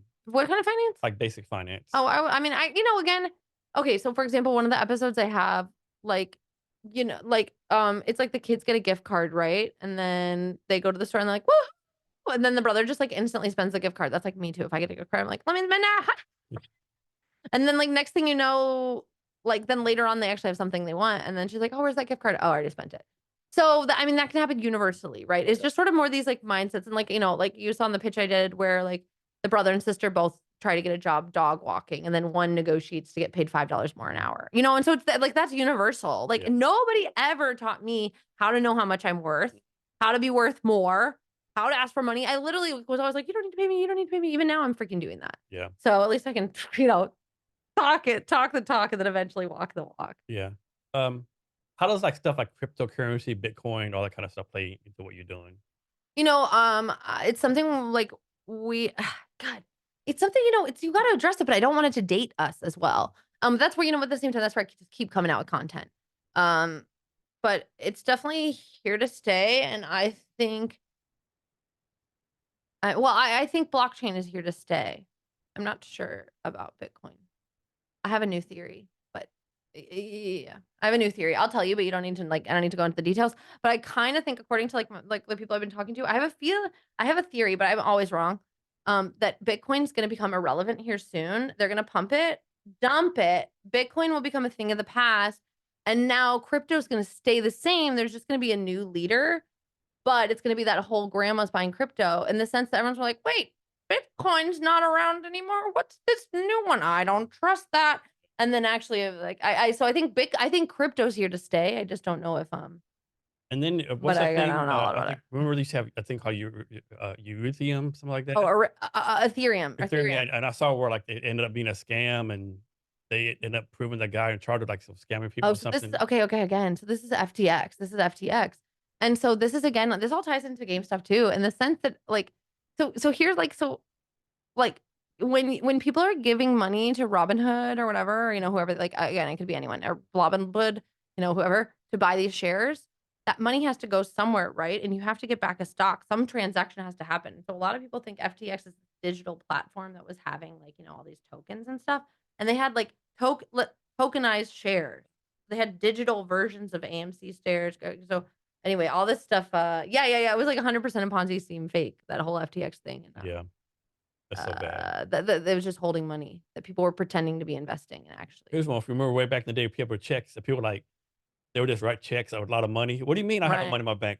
I have these checks. Right. Like, Oh, Catch Me If You Can. yeah, That movie. Did you see that with yeah, Lynn? Yeah, that was a good yeah. movie. It was, yeah. Yeah, yeah. I remember they asked him, "How did you cheat on the law exam?" "I didn't cheat. I passed." "What?" "Yeah, I studied for a week and I passed." Yeah, that dude was so brilliant and smart. That's something Right. people don't realize too. Our subjects like people are talking about all the dumb criminals get caught. Yes, the dumb ones get caught. The smart ones are getting caught. I don't think right. I think the Mm, smart criminals, like yeah. Well, also they always say, like, appear weak when you're strong. mhm, So, that's true too. right? Yeah. So, what kind of networking do you do? Mm, Any sort of events you can recommend to people to go to, or yeah, like, honestly, well, I just realized recently, like, well, actually, honestly, I went to New York recently, and I was, like, obsessed, and I was like, "This is really depressing. I love New York. I wish I lived here." And then I realized, well, I live really close to a big city, and there's a lot of really smart people in the city. yeah, And so what am I doing spending so much money to live here when I'm working from home? yeah, I could be living in the middle of nowhere, spending a tenth of this price. So get up off your ass and go, girl. yeah, You know what I mean? And so, like, basically, I'm like you. I remember you, like, the first time you were like, I really don't like going out. I don't yeah. really like talking to people. Me too. I really like, I'm not a huge fan of, like, I used to be, and now, like, the more I learn, I'm just like so jaded by the world. Like, oh my God. Like, I'm so like, oh, like, help.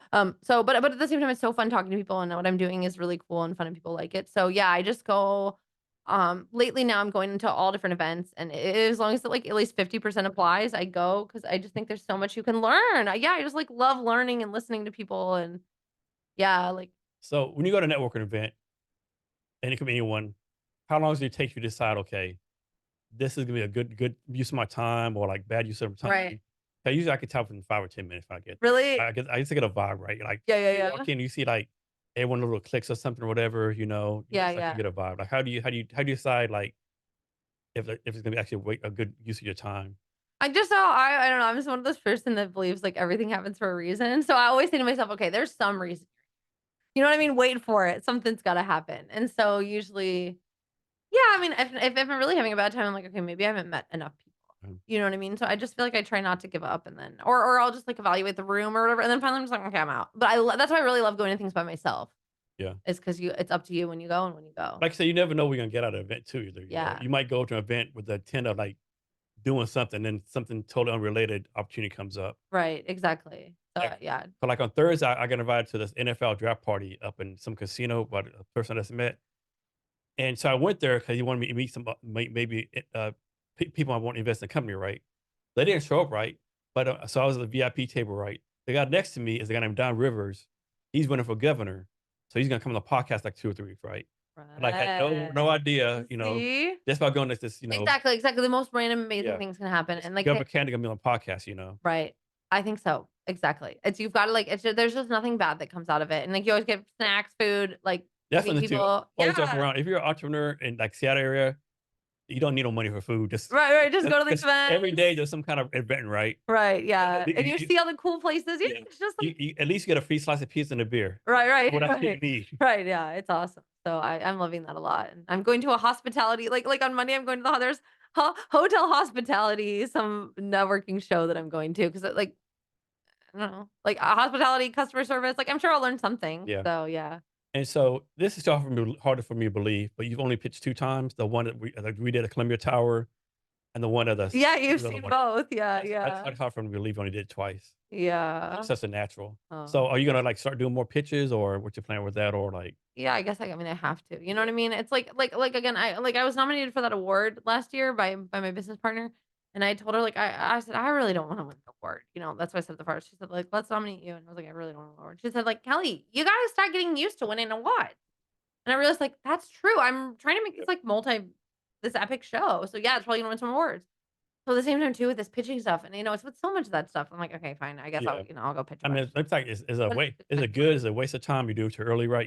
But I don't think there's any. there's no harm, right? Yeah, Yeah. and put yourself out there. And I think also, like, I would say that's the thing too. If I go to like, I kind of have social anxiety, social awkwardness. Like, I really am kind of sort of, Uh, uh, you hide it very well. that's because we met in these business Yeah, situations. Like, I love talking about business. I love talking about, like the economy and, maximizing your life and working ambitiously. And so a lot of times in social settings, that doesn't, like, I just end up like therapist. Like, I always like become like everyone's like aunt. You know what I mean? yeah. I give them like life advice because, I'm the yeah. same way. Like if I'm at network event and someone says, how's the weather? I don't care how the weather is. Like, Right. what has that? Yeah. How's that relevant to anything you were trying to do? And then someone's like, "Oh, I forgot your name." I'm like, "I don't care at all." Like, Yeah, "You don't even know my name." Like, no worries. Yeah, yeah, yeah, yeah. I'm exactly. so bad with names. Yeah, yeah. I'm so bad with names. Zoom thing. Like Zoom now, everyone. Yeah. Yeah, yeah. My name is John. Okay. 2 minutes later, what the fuck's his name? I know, I know. Yeah, yeah. Actually, I had a friend that came up to me like like we'd been friends for like a year, and then finally he was like, "You know what, Kelly? I've been wanting to do this for a year now. I'm Zach." And I was like, "What? He's like, "I just felt like that was so awkward between us. I never introduced myself to you." And I'm like, Yeah. Or you go somewhere you mean and you start talking like, do I know these people? Do they right, know right, me? What's the right, fucking right, name? right, Right. right, right. Yeah. It's insane. Yeah. So what? So you start doing more pitch competitions. Oh, yeah, I guess so. Yeah. I don't care about the government. Yeah. 'Cause I really like that I really like that we're funding this. I wanna be able to try and fund this all by myself and not take money, but at the Yeah. same time, I probably should. So Seattle's being awesome, and they're offering me, like, 24 hours of consulting. First, 8 hours in branding, then 8 hours in business And who's planning. doing that? The city of Seattle, like, Okay. through some Nice. program. Okay. So first, actually, from the first pitch I got 8 hours branding, then we're gonna do 8 hours of consulting on my business model, and then I'm also getting 8 hours of finance consulting. Nice. So, I said, "Okay, I'll listen." But, yeah, we'll see. And so you have a lot going on, obviously. Yeah. So how do you take care of yourself? Either like Well, physically, mentally, or however you want to put it. How do you take care of yourself? mm, you know, I'm like, okay, the first thing I'm thinking of is like tea. Like I really like I've become kind of a tea nerd and like there's different types of teas that help with different things going on. Um Also like I realized I was overseas sort of recently. I mean, I guess it was about a couple months ago, but I remembered how much I loved not having a car. And my car's a little bit expensive, so I started renting it out lately and now I'm on foot a lot. And so I mean like it took me like an hour, almost an hour and a half to get here, but at the same time but I really So enjoy you it. walked here for an hour and a half? No, but actually the other day I did walk home over an hour and a half from Trader Joe's because I literally love walking. I love the city Yeah. life. Like I love listening to my podcast. I love like like texting while driving. You know what I mean? Like I don't like driving because I like doing two things at Yeah. once. I love sitting on the bus and texting and doing my work and I'm doing so I'm not saying I'm texting while driving. I'm saying like I like multitasking. Uh-huh. And so that's also how I keep myself happy is I kind of like do these annoying little restrictions where like I give myself the life I want. Like I love a city life and even though I'm sort of in the suburbs and forcing it upon. That's something I want to do this summer over the weather. I want to take a week off and spend a day each day, like one day in Parliament Square, Mhm. one in Belltown, one in Capitol Hill. You should film it or something. That's what I want to do. Yeah. Yeah. Kind of like do day drinking, do the Belltown or day drinking, like this is this place, Yeah. That's something I want What to are you thinking about? Like, honestly, yeah, what do you think about, bringing the podcast on foot or Yeah, I think about doing something like that, yeah. yeah, I that have to would work be it out, really yeah. cool. Just meet different people and stuff. When I was in Shanghai, I would go travel, I'm telling you, I got all these weird jobs. Like, one was where I would go to different sites and then talk about my, like, impression of it, like a temple or a restaurant. And I feel like you could do that. Like, Yeah, you could be invited to restaurants and, like, exactly. "Let me try these noodles." So, you lived in China for 4 years, back to China. Yeah, yeah. When you came back, what was your reaction? Because I have to imagine the Chinese food here is way different from actual China, right? So when you had your first Chinese food in America, like, this is not Chinese food, this is, like, Americanized Chinese. But then I was going to, like, the Chinese restaurants by the Chinese people, though. Okay, So, actually, I was like, okay, "Wow, not too okay. bad." Yeah, You yeah, still yeah, going to yeah, authentic yeah. stuff, okay. But I definitely will say, like, there's, like, way more fruits and vegetables in China that taste, like, so good than we have here in America, and People I'm have no so idea how offended. bad our food is here.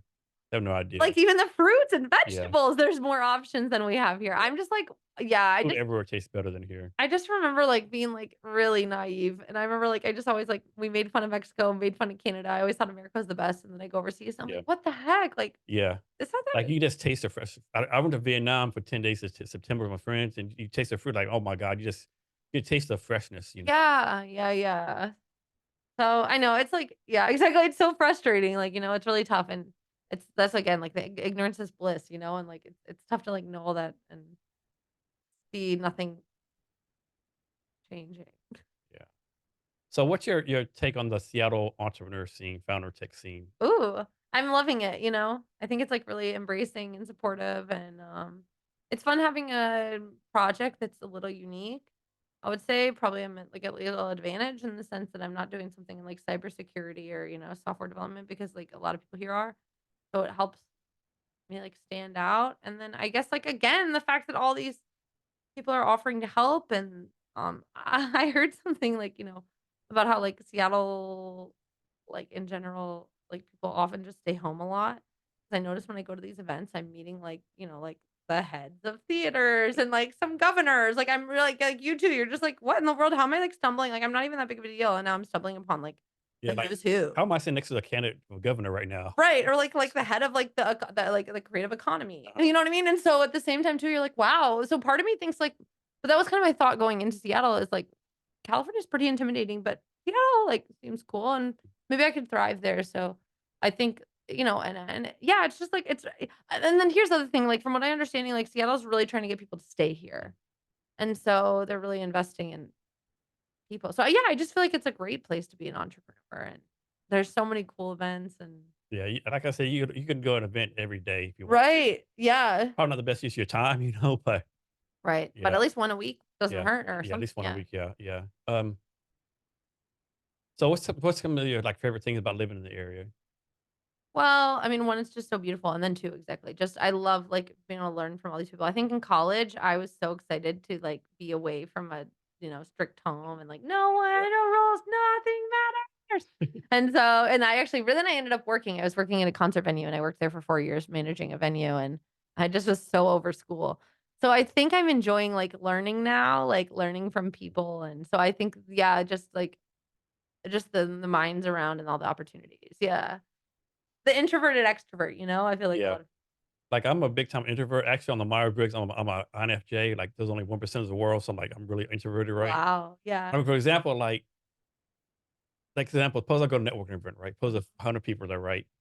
I don't wanna talk to anyone, right? Yeah, yeah. But then if someone said, "Hey, the MC didn't show up. Can someone take a place?" I'm like, "I'll take a place," you know? Yeah, yeah, tell me what to do. Give me a Yeah. role. Yeah, I'll take a Exactly. place, yeah. Yeah, yeah. Talking to random people, like you said. So every month, I belong to Seattle Chamber of Commerce. Every month we do like this speed dating thing.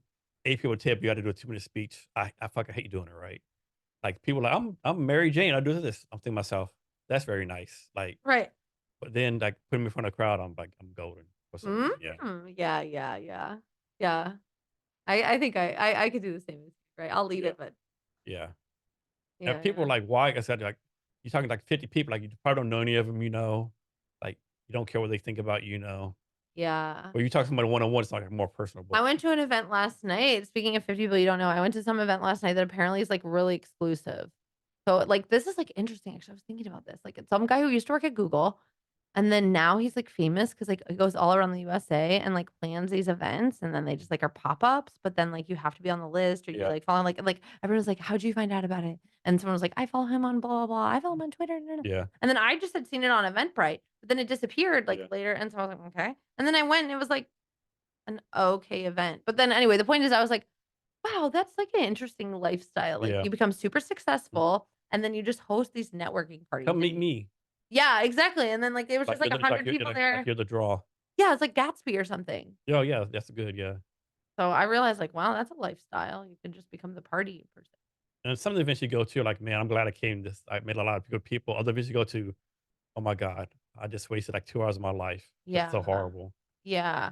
You know, but I even went to an event once that I thought was pretty boring. And so then I went up to every single table and I was like, "What do you do?" And so then I just started actually Yeah, like a social experiment scientisting, like seeing how people pitch their businesses and yeah. just decided to like learn from it. One thing I do too, like, as an introvert, like, suppose our event starts at 6 p.m., right? If I get there, like, 6:30, I'm like, I'm done, right? Because like, I I just think, like, suppose if people are talking, I think it's rude to go up there and, "Hey, I'm Jason," you know, I think it's so fucking rude. So what I do, start at 6 p.m., I get there, like, 5:40, and when people start walking the door, I say, "Hey, I'm Jason, who are you?" Oh. So I try to hit up the first 3 or 4 people walk through the door, so I do that. Mm. It's like my trick, so to speak. Now I'm remembering, I'm like, maybe I met you one time even before because I Who remember knows? going I to mean, like a million years well, going to you both meet something, so many people, right? right? I'm like, yeah, yeah, yeah. Yeah, so you talk about what you do for fun. So yeah, yeah. And you said you host events too, Yeah. right? How often are you hosting events? Not that much. I mean, so last July, I did a CavnessHR pitch competition at the Washington Maritime Incubator in Tacoma. So basically, it's like a pitch competition, like 50 people applied. We picked 6 people. I was able to like get people like donate gifts and stuff, you know. Hmm. And then for Tacoma Startup Week in November, I did 2 panels. One was how to find the right investor. Another panel was like entrepreneurship is not unicorns and rainbows. Like this shit kind of fucking sucks, you know. Okay. Too many entrepreneurs. Oh, I'm gonna start. I'm Yeah, gonna it's funny. The event I went to of yours was like yeah. really I'm depressing. gonna start a Like, water oh bottle no. company. In 6 months, I'll be worth $10 million. Like, yeah, I probably won't work like that. Yeah. Then I did the HR startup conference in the Chamber of Commerce in February. I think you went to did that, and then I was MC for Navita's and Lloyd's Seattle Hmm. Expo pitch competition. So I try and put myself out there, you know. Yeah. Do Try to people usually come to you for yeah, them? try to Mhm. put myself out there, you know, so to speak, you know. Yeah. But then again, like I do other stuff, like thinking something, what is the ROI, right? Like 'cause one problem I've had in the past, like I focus too much on early stage startups, right? Mm. Like people like you don't have money for HR right now, right? Mm. So Mhm. I've been switching from like early stage startups, like maybe more small business, right? That's why I joined the Seattle Chamber of Commerce, you know. Yeah. Or do your show where you're on foot and you're going to different businesses and Yeah, reviewing them and yeah. Who does your HR for you? yeah. Right? Yeah, yeah. And another thing, how do you do follow up, right? Because we meet all these people, this networking events, you meet people. How do you do your follow up? That's one thing I suck at. Right. Me too. Um, well, I recently got a personal assistant who's also helping. And that's something I was even talking with last night. I was talking to someone who's like trying to start their own business, but they said it's just so hard to do it all. I'm doing this. And I think a lot of people are scared of getting help, but Yeah, um, that's a big thing too. Like everyone, like how can I help you?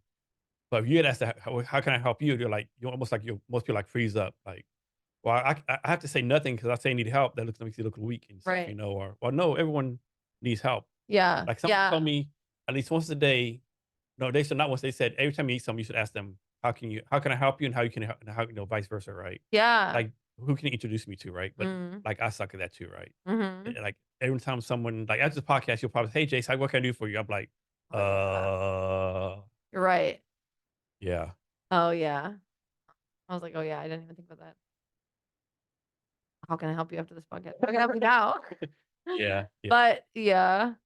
Uh, I think, if you really want to help someone, that's awesome. But sometimes people just say that rude. yeah, Like I can think exactly of someone that was like, yeah. "Well, how can I help you?" And I was Here's one for you.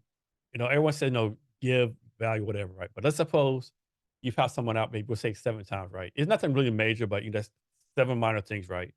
And then you're like, man, we'll call him John. man, I see John is connected to Mary Jane. I really need to talk to Mary Jane about something. Hey, John, can you introduce us? I see you, you know, really good friends. I can't do that for you. Mm. Like, or you be like, okay, John, I've done this shit for you.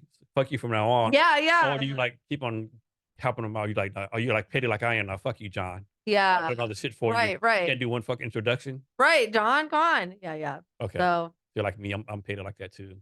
yeah, yeah. I wanna help people. Yeah. Definitely. I feel like it's fun, you know? Mhm. Yeah. So with it's Walter the Vault, Mhm, correct? mhm. What's like the goal for it? Well, I just think, that really to bring, like, empowerment to families and people, honestly. I just think, like, if more people can start understanding these, like, money basics, it will be really helpful. And yeah, just kinda like, again, you said, like we were saying, like, a lot of the time you learn all this stuff and you don't think, like, "How can I help? How can I be helpful?"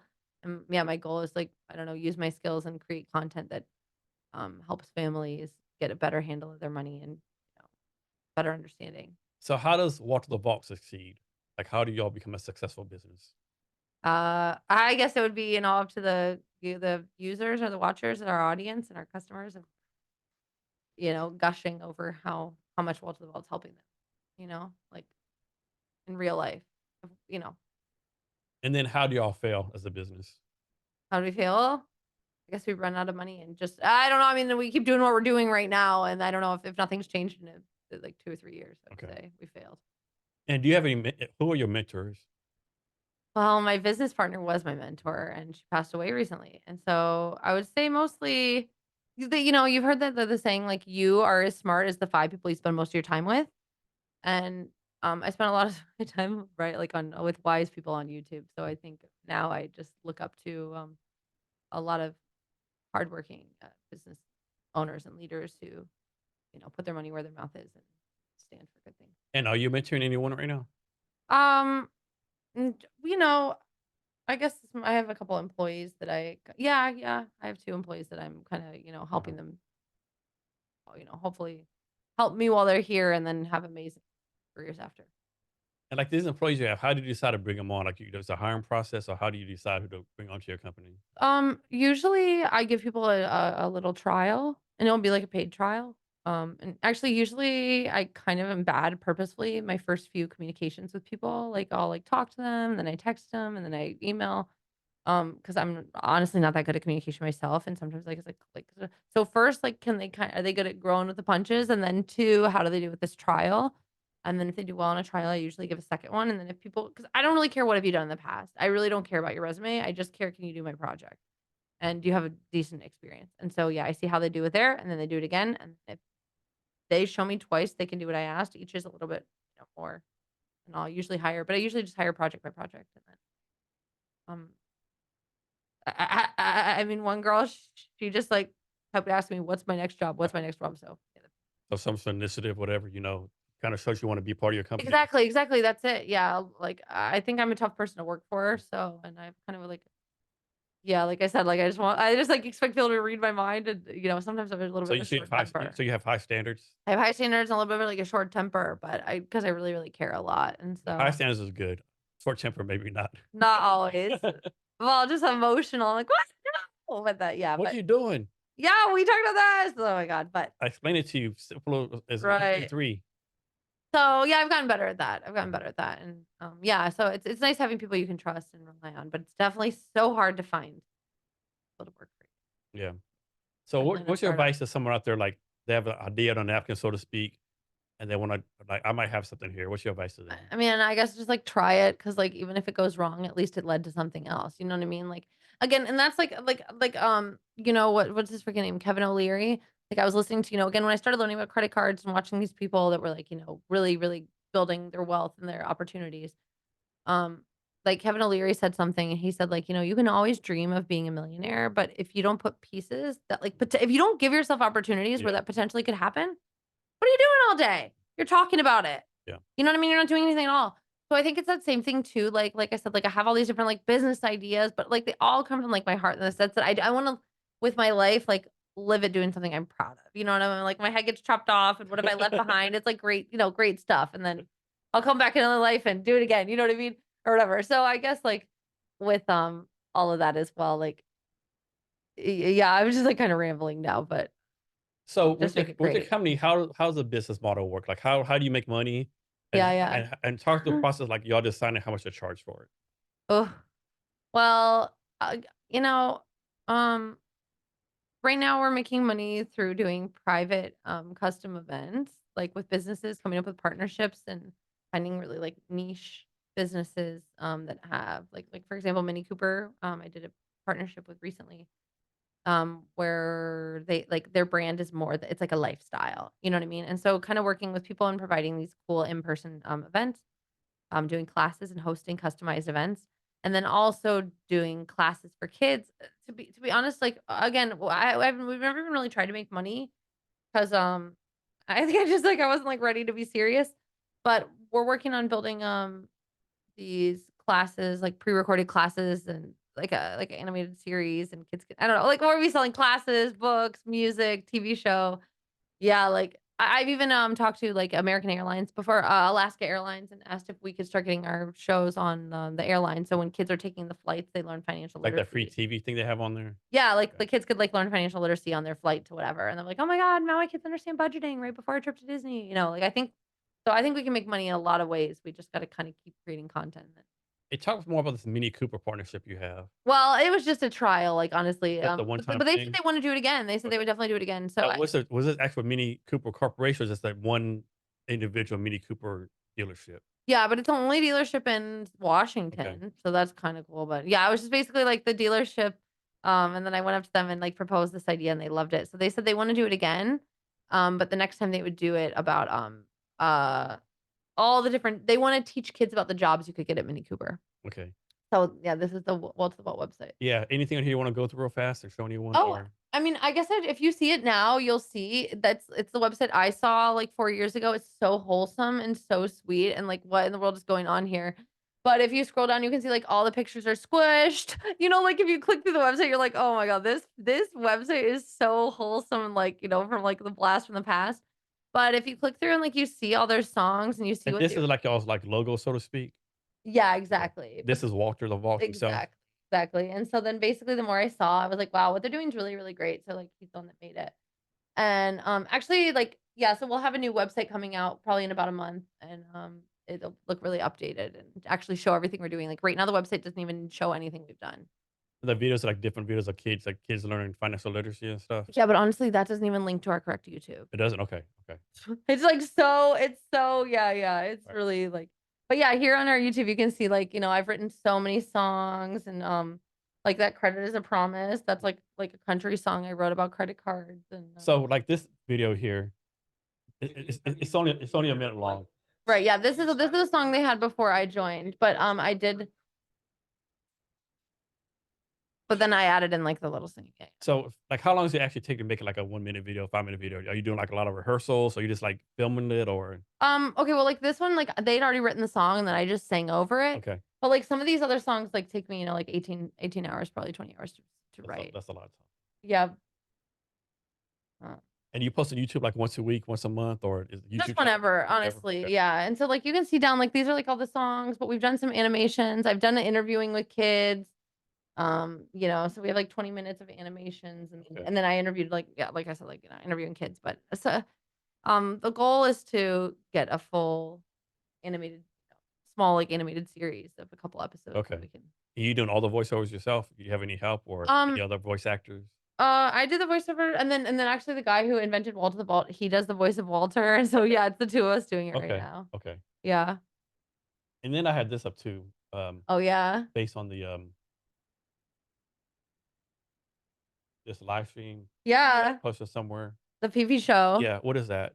So the PP show, is it's like named stupid on purpose, but it's on YouTube and it's like they talk like 2 or 3 times a week, just trying to break down this Bed Bath and Beyond bankruptcy because Okay. we think there's more than meets the eye. And they get a lot of views. I mean, Yeah, yeah, it's extremely like well, it's like constantly just looking at research documents, breaking down court documents, and it's people who understand it a lot better than me, simplifying it, and it's yeah, it's really awesome. So They do it like 2, 3 times a week, you said? Yeah, yeah, it's really cool, like, and you can even see, like, it always starts off, like, with, like, a 20-minute intro, and then it has, like, this sorta, like, preview, and it kinda connects all these dots. It's gonna go down in history as, like, a game-changing, bankruptcy. So, anyway, if this is something, like, you're interested in, this is kinda the only source left of information that's, not totally blocked. So, yeah, it's, like, kind of fun how they have a so, yeah, they'll just do, like, hype videos for a bit, and then, the intro's kinda cool. Yesterday, actually, I said if 10 goddamn shills out there can provide evidence that they shorted this fucking thing to zero and profited off of it. And this is the main guy that does it? Yeah, so there's I love so this whole thing is like, we have this whole theory that Bed Bath& and Beyond bankruptcy is actually being used to, like, kinda take over the horrible corporations of America, and then all these people keep saying, "We're wrong, we're wrong, we're wrong," but no, but if we were wrong, people would have already made their money and been over Yeah. with it and made all, and so, yeah, for sure. And he does this 3 times a week, you said? Yeah, yeah, yeah. That's a big ass time commitment. But Doing it's it just like like 3 times a week, that's a lot. But it's, like, so fun and interesting, and there's so much new content coming out all the time, and then, like, even the people at GameStop, like, constantly, like, they, like, release docket, like, these new things, like, there's so many hints and so many tweets that keep, like, saying we're right, and, like, all these little hints, like, new dockets coming out right then, and yeah, it's just, like, it's so cool coming together. So this is a really good resource for, and actually, I'll tell you one thing. So, the now that the CEO of GameStop, Ryan Cohen, he founded Chewy, and he's, like 32. Like the pet thing chewing? Yeah, yeah, he founded that, and then he sold it for, like, $3.2 billion. And his first ever investor is a guy named Larry Chang, who gave him billions of dollars. And then Larry Chang came onto the PP show one time, and he said that people listening to this show in the future are gonna be more influential than Goldman Sachs, Yeah. saying, like, there's really something here. So, yeah, so, I mean, it's again, these are all, like, different, like, posts that GameStop has done over the past, like, 3 years, and now it's breaking down all, it's like, I don't know if you've ever heard of this movie called Ready Player One? Yeah. Yeah. So, that's kinda like what's going on here, we're Okay. pretty sure is, like, all these codes and clues of, of this bankruptcy that's actually being manipulated, just short squeeze. So you think this is the real deal, just like like a conspiracy theories? No, like, 1,000% real deal. They're just saying it's a conspiracy theory because it's gonna make so much money for the individual, and it's exposing the corruption. Yeah. The PP show, that's pretty funny though. Right, yeah, yeah, yeah, and so, I mean, that's the thing too, like, literally, if someone's in, like, they allow anyone on the show, like, shills and haters, and you get up to 1 minute, and then, like, if you're so stupid, they'll actually they have a clip of, like, someone being slapped in the face with, like, a dildo. So it's, it's like they all make fun, it's like they're all making fun of it, but at the same time, it's, like, actually super smart and, like, just looking through legal documents, Yeah. and so, yeah, in some ways, that's what they say, like, act dumb, like, act dumb when or appear weak when you were strong, you know what I mean? And so some Yeah. ways, if we can kinda talk in these, like, Yeah. dick pic, dumb shit, Yeah. whatever, it prevents, like, the bots, it prevents the, like, the intellectuals from, Yeah. but actually, it's just like millenn you know what I mean? Give me a break. It's like the millennials have had the hardest time nonstop. We're always getting made fun of, like, it's like, we can't catch a break, and, like, actually, I think we're on to something, and it's just, like, freaking out the financial world that, Yeah. Y'all went through a lot. You had like 2008 financial crisis, right. 911, all the wars. Right, right, 2009 financial crisis. right. Yeah. So I think I could be wrong. I think y'all are the first generation where you're not expected to do better than your parents, right? Every right. generation, like, you're supposed to do better than your That's parents. something that I And saw this in one is like, y'all like, it's the opposite of China, because that was something cool about China is, like, seeing that, like, because 'cause they'd gone through, like, a famine, basically, and now every generation was, like, more and more and more successful and seeing all that, and so, I mean, the opposite's happening here, and I think it's like it's coming so fast too. It's like this sad thing of, like, millennials, like, we thought we were gonna, like, "Okay, this won't be a last, no, this won't, like, now it's like, what do you do, you know? And then the other thing that, like recently, as well, there's another, like, if you wanna, like, learn more about, where am I getting my information from, there's another one called, actually, there's 2. There's a guy from Seattle who's obsessed with AMC called Stock Retail, and I actually met him. But this other guy, AMC Bigums, like, Bigums. And, he was saying now, like, he said, like, "Okay, so you know how they're doing this whole, like, student debt relief thing, right, for college debt relief?" He says, like, "How many of you guys know someone that's had their college debt relief?" And it's like, turns out the average paycheck of the people that they're debt relieving is $300,000 per year. So they're putting all this money into debt relief, but for the $300,000 a year Yeah. average. So it's like all this money is going in, yay, and it's helping 20 people. You know what I mean? It's just like all this, like, fake. It's Yeah. like the headlines sound great, but then Yeah. if you actually read about it, it's all, like, lies. So Like Biden canceled the debt, small print, only or 0.01%. surgeons. Yeah. Yeah. Yeah. Like, which is great. Okay, good. Like, we need help from like the doctors, like we need help. Those people have a lot of money because they're doing something. But at the same time, like that's not really, that's just, Yeah. and I don't know. And that's what people were saying. And now he's buying, he's buying votes from, whatever. I don't know. And all that stuff is like, who knows? But Yeah, that's in the room too. Like he's all these immigrants over here, make them Democrats on the vote. That conspiracy theories out there. And then you hear people know that's not possible and they can't legally do it.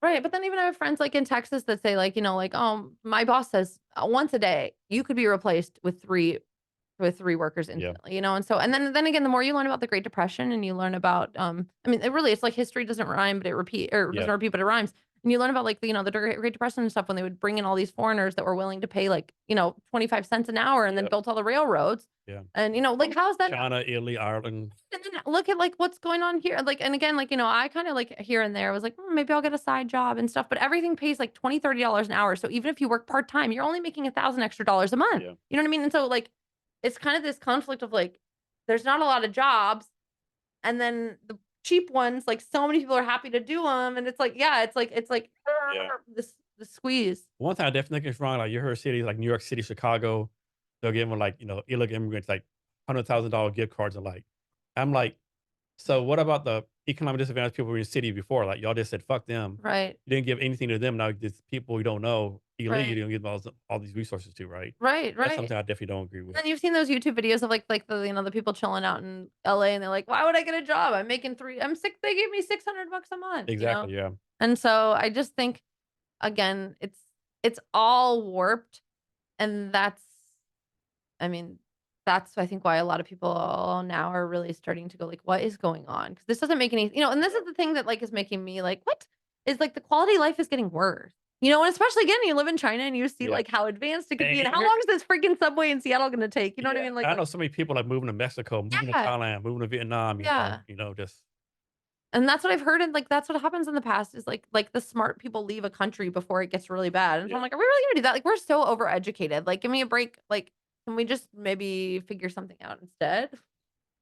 I don't know. yeah. It's tough, right? Yeah. It's like so many different things going on, so many conspiracy theories. Right. Like even like news media, right? You might see an article, it'll say it would be like same picture, it'd be like pro Biden, like boom, Right. picture of Biden. Biden's the best president ever. Right. His best speech.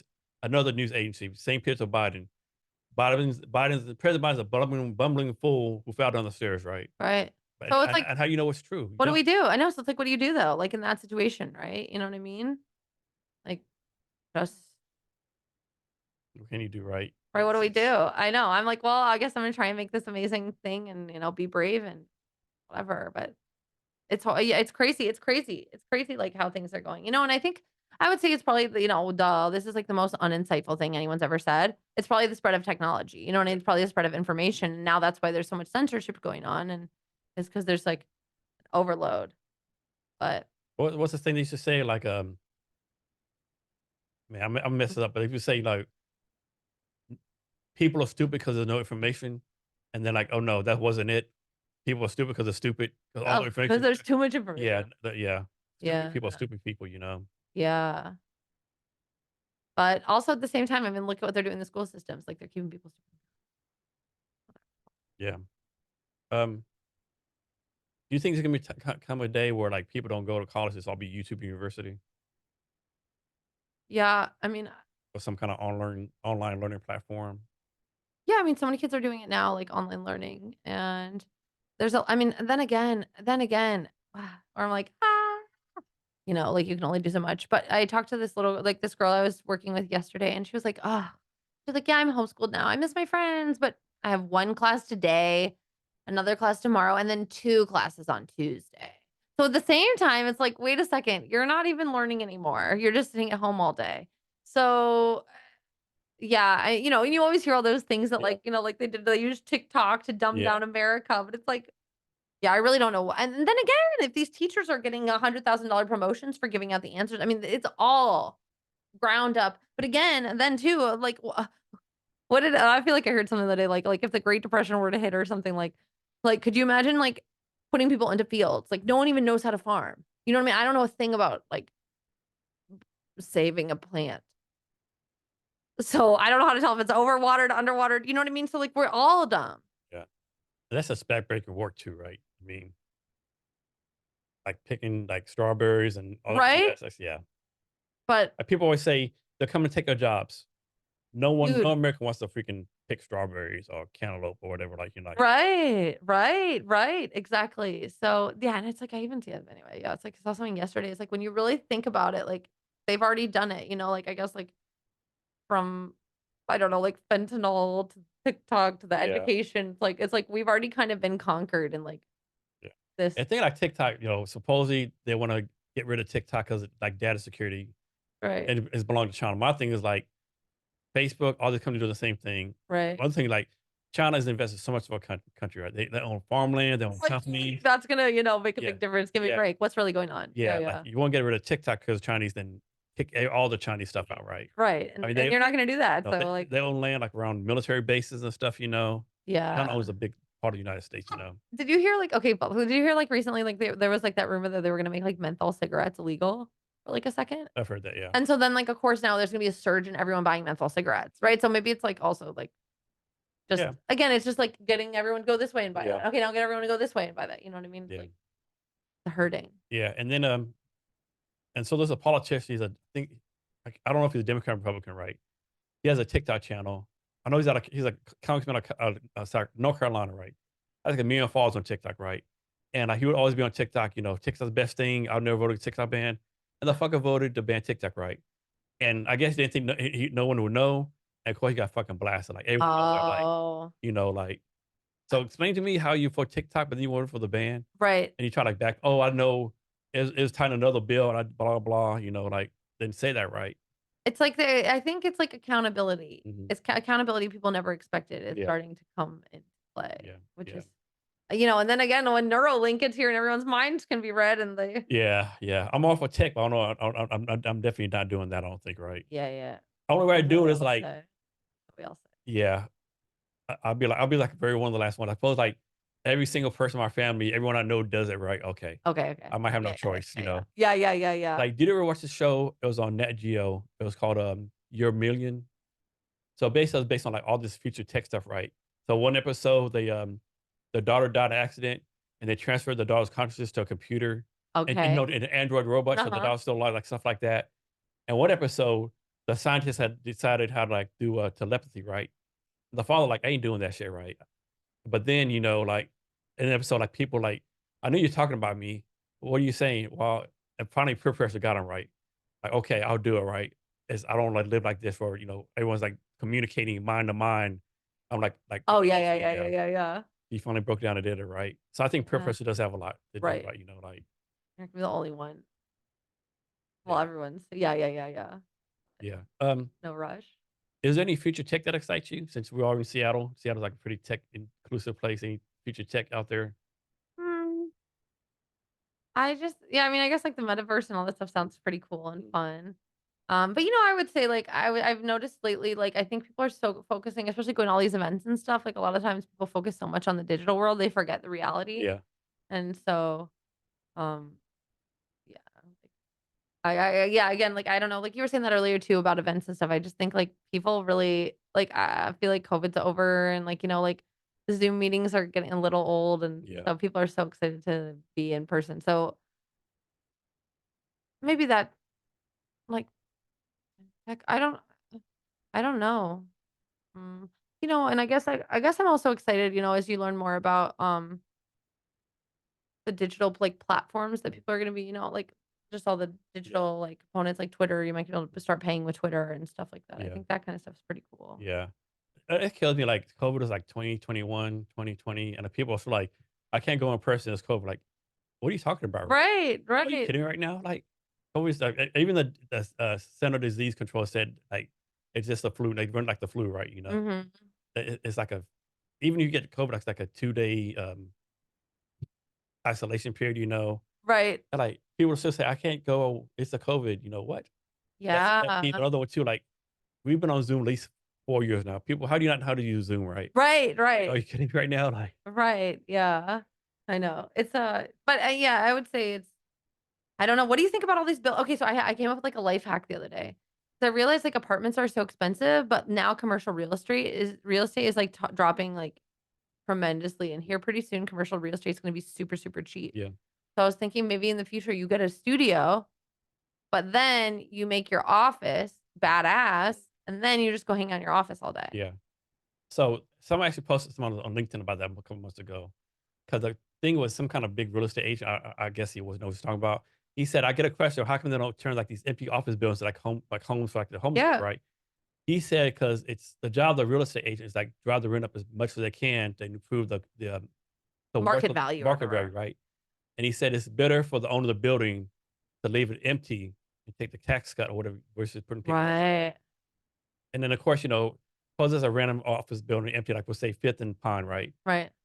Odds are like there's no bathrooms in the office, right? So you're gonna have to like redo the office building, put bathrooms in each office. Right. Right. Most of them don't have showers and stuff, so that's a lot of money you have to reinvest, I would think, Yeah. But I met a guy who's running a coffee shop downtown and he's paying $1,000 a month and he has 2 parking lots Yeah. and a basement. $1,000 a month to have 2 parking spots downtown? I mean, that alone. I He mean, could rent those and then you're making easily. you don't even need to sell coffee. You could easily rent those spaces out Right. easily. Yeah. And $1,000, that's a deal. Right? That's like, That made me realize, like, I should just get a studio and then have this, like, cool storefront yeah. and then just make sure I sell at least, like, 1 thing a year. Yeah. Like here in Pioneer Square, it's a good area. Like, but of course you see what I call like riffraff, Yeah. homeless people smoking, people doing drugs. But isn't it kinda just like they do their thing, you do your thing, right? Yeah. Like I've been No one wants trouble. like a year, no one's really bothered me, nothing. And of course, like maybe 4 months ago, someone got killed after the club closed down. And there's like one lady here. I mean, she obviously has something wrong with her, right? Like she's a older white lady. She has a shopping cart full of stuff. So, like she like just got yelling and cussing, the air out, right? And she's obviously, needs to be in a mental home, right? But Yeah. she's there, Yeah. that stuff. But what's crazy is like to have two friends that live in the area, right? Each one have a studio apartment. One pays like $2,200 a month. Other one pays $27 a month for a studio apartment, right? And imagine you paying $2,500 for a studio apartment. This, of course, is nice. Nice view. It's pretty nice, right? But still, it's a studio, right? Right. No parking. Right. And then Go get a coffee shop. and then you walk downstairs, and then somebody fucking smoke fentanyl on the fucking doorway. Right. It's insane. Yeah. Yeah, that's it extremely sucks. Like, it sucks so much. Like, I love, like, cities and culture, and you're just like, "What's going on?" Yeah, I'm a big city person. You've been downtown. You're downtown a lot more than me, though. Yep. Like, do you feel like it's getting I remember it was I mean, over COVID, it was like every park was taken over. It was like Yeah. like, is it getting, Yeah. cleaner, better, or what would you say is plateauing? It's getting better. I mean, but the thing, like, it's like people always say when Seattle was nice. I've been in this area since 2009. Seattle ain't never been fucking nice. Like it's always like the crazy ratchets up, right? Yeah. Like during COVID, I had my nephew come visit me from Dallas, right? We're walking downtown, like by the Pike Place Market. He was like, "Uncle Jason, is this where they filmed The Walking Dead?" Like, Right? yeah. Another time he did a video on his phone, sent his mom. This guy was in a corner acting like a bird. Like he was like pecking like a bird, talking like a bird. Yeah, it was insane. Because now even, like, the Target by Pike Place is shutting down and, like, like, it's like they can't even keep Oh, it that's under shutting down? control. Okay. I think so, right? It's like they're starting to shut down, like, everything. It Yeah. just Like that sucks. Target, the McDonald's on 3rd Avenue. Right? Like, Or maybe they're not shutting down the Target, but I'm pretty sure they might be. Like, I yeah. don't know. It's just like, yeah, it just sucks, like, so much. It's just, ugh. I just, like, wish there was something we could do? I don't know. I always joke around that people with way more money and way smarter than I am haven't figured this shit out yet. So what hope do I have? I don't know. I went to this event and it was at the Botanical Gardens. Actually, I feel like I shouldn't even tell you this, but I'll tell you. So it was like kind of this strange event where it was like sort of recent and they'd figured out like this way to sneak in this tax into like the people of Seattle, but they were going to use it to get 10 million more dollars for the arts programs over Yeah. the next 10 years here in Seattle. And so this event I seen it on Eventbrite. And then like it wasn't even like publicized to the public. I'm like, what are they gonna be spending this money on anyway? But it just seems like um, yeah, they were, like, able to find this money, and then, like, even there at the event, it wasn't even, like yeah, they didn't even talk about how they were gonna spend it or Yeah. use it, and so I just think, like, yeah, there's just a lot of like, that's so funny. So I was talking to this guy, and I went to this event, and I didn't exactly know what it was. I said, "What in the world is this tax thing?" And he said, like, he was on the board for the Bellevue, Botanical Gardens, and he said, "You know what? Maybe someone like you could actually get something done." Because he said just something about Seattle, like, once you join a board nothing can get done. Yeah. Only, like, the outsiders coming in and Yeah. suggesting something. So I don't know if that's true or not, but some of me is like, couldn't, like, this be all common sense that, like, we would all like to see a great thriving city and, like, what does it take? But What's that saying? best way to stop progress is a formal committee. Oh, I never heard that, Yeah. but But Seattle's not really for small business. I have a friend of mine. She owns like a mobile bartending business right across the mhm. street, and so she's open up her own bar pretty soon, right? Oh, And like she want to do like live music. Well, in order to do live music, you got to pay a $3,000 a month live music fee, right? Like uh-huh. you got to pay $3,000 a month to have live music. She said, yeah, like that's insane, right? And she just told me all these like small like knick-knack things you have to do to all these like licenses and different stuff like it's just so anti-business, especially anti-small Right. business, right? Why? Someone paid the most money to monopoly or whatever, Yeah, oligarchy or whatever. yeah, yeah. So you already talk about your business some, but can you go more detail how you got started? What you focus on now and the future vision for your business? For Well to the Vault, how it Yeah. got started? Yeah, so, yeah, basically I'm on LinkedIn and was just kind of doing bullshit and then met them. And the more I started teaching kids about money online, I realized like it was really, I was teaching acting before that and I felt like, okay, have fun, like being more confident. Bye. You know what I mean? It's not really like, I just feel like I was kind of not really earning the money that much because I was, a self-taught actress. And how much is that really helping someone's life? It kind of, but versus financial literacy, these like lifelong skills that can help you forever. So, yeah, I started doing that, investing in it. I mean, I don't know, like, yeah, basically, they had started a while ago, and, it never really picked up, and so now I'm giving it my go and trying to get it to be picked up. I have a friend, I met someone who is building, like, a Netflix competitor, which probably won't, give me a break, who's gonna bring down Netflix, but at least it's a streaming service, so we'll be able to get our show on there and get advertisers. So, yeah, I think slow and steady, I feel like I'm making something people want, hopefully. So, hopefully it can catch fire, catch on and spread. And what's the future goals like to have like every kid in America, 6 to 13, have access to your app or Right, or watch the show or read the books or listen to music. I mean, again, like, yeah, like, or at least the kids who want to, like, I grew up in, like, a home where, like, I was never allowed to play, like, anything that wasn't listen, like, like, any sort of content I wasn't allowed to, like, view or indulge in or unless it was, like, educational. And even so, I never learned anything about money. You know what I mean? Even like me and my like super restricted way, a lot of it almost always. So I think for like the kids out there who are entrepreneurial or wanting to learn and, like give them content and I think it could catch on. And I think especially if it starts helping kids make money or help, especially the stress of like telling a kid we don't have enough money. I mean, it's so embarrassing. It's hard. It's stressful. It's confusing. Do we don't? So getting kids a little more in an appropriate way on board with your budget and with your reality and how much you do have to spend and how freaking hard you're working, getting kids a little more aware of how the system works. So, they have more understanding. They're not giving you such a hard time. Because I just think as, a lot of kids are, I want to know, like they're like begging and it creates a lot of tension with parents. It's hard to explain. do you ever do like any like theater stuff still? Like, Do I? yeah, do you ever gotta go like some kind of community theater or Not acting stuff? yeah, again, I just feel like I don't have the time and it's so nichey that once you join a theater group, like, you know them, you go to all the events, you know who likes who, who's with who, all the like, it's, like, so neat, Yeah. and I just think, like, these days, like, I'm really just, like, trying to focus on my goals and Okay. So you don't like do any act like keep your acting chops up to speed or anything like that? right? Or Not really, no. but it's fun, it's, like, so fun. Yeah. I think I can do that in a few years once my business is more Okay. established. I just feel like now or never, I need to kinda get it going. So you're like all focused on the business right now, like Yeah. 24/7, so to speak. Yeah, I kinda have to, like, if this doesn't make money, I totally well, I learned a lot, you know what I Yeah. mean? But if this doesn't work, something else will happen. Yeah. So here's something I saw thought. So I don't know how true this is, but people are saying like now what a lot of people are doing. And actually it's actually a kind of good idea, I think.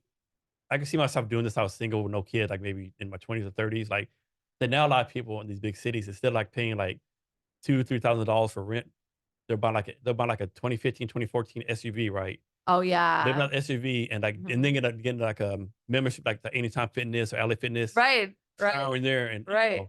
I so know, I even was thinking of doing that because I guess when you're in 4th grade, you're allowed to go to every museum in America for free or almost all of them, so I was thinking, like, maybe when my daughter's in 4th grade, we just go, like, travel the whole US yeah. for the year.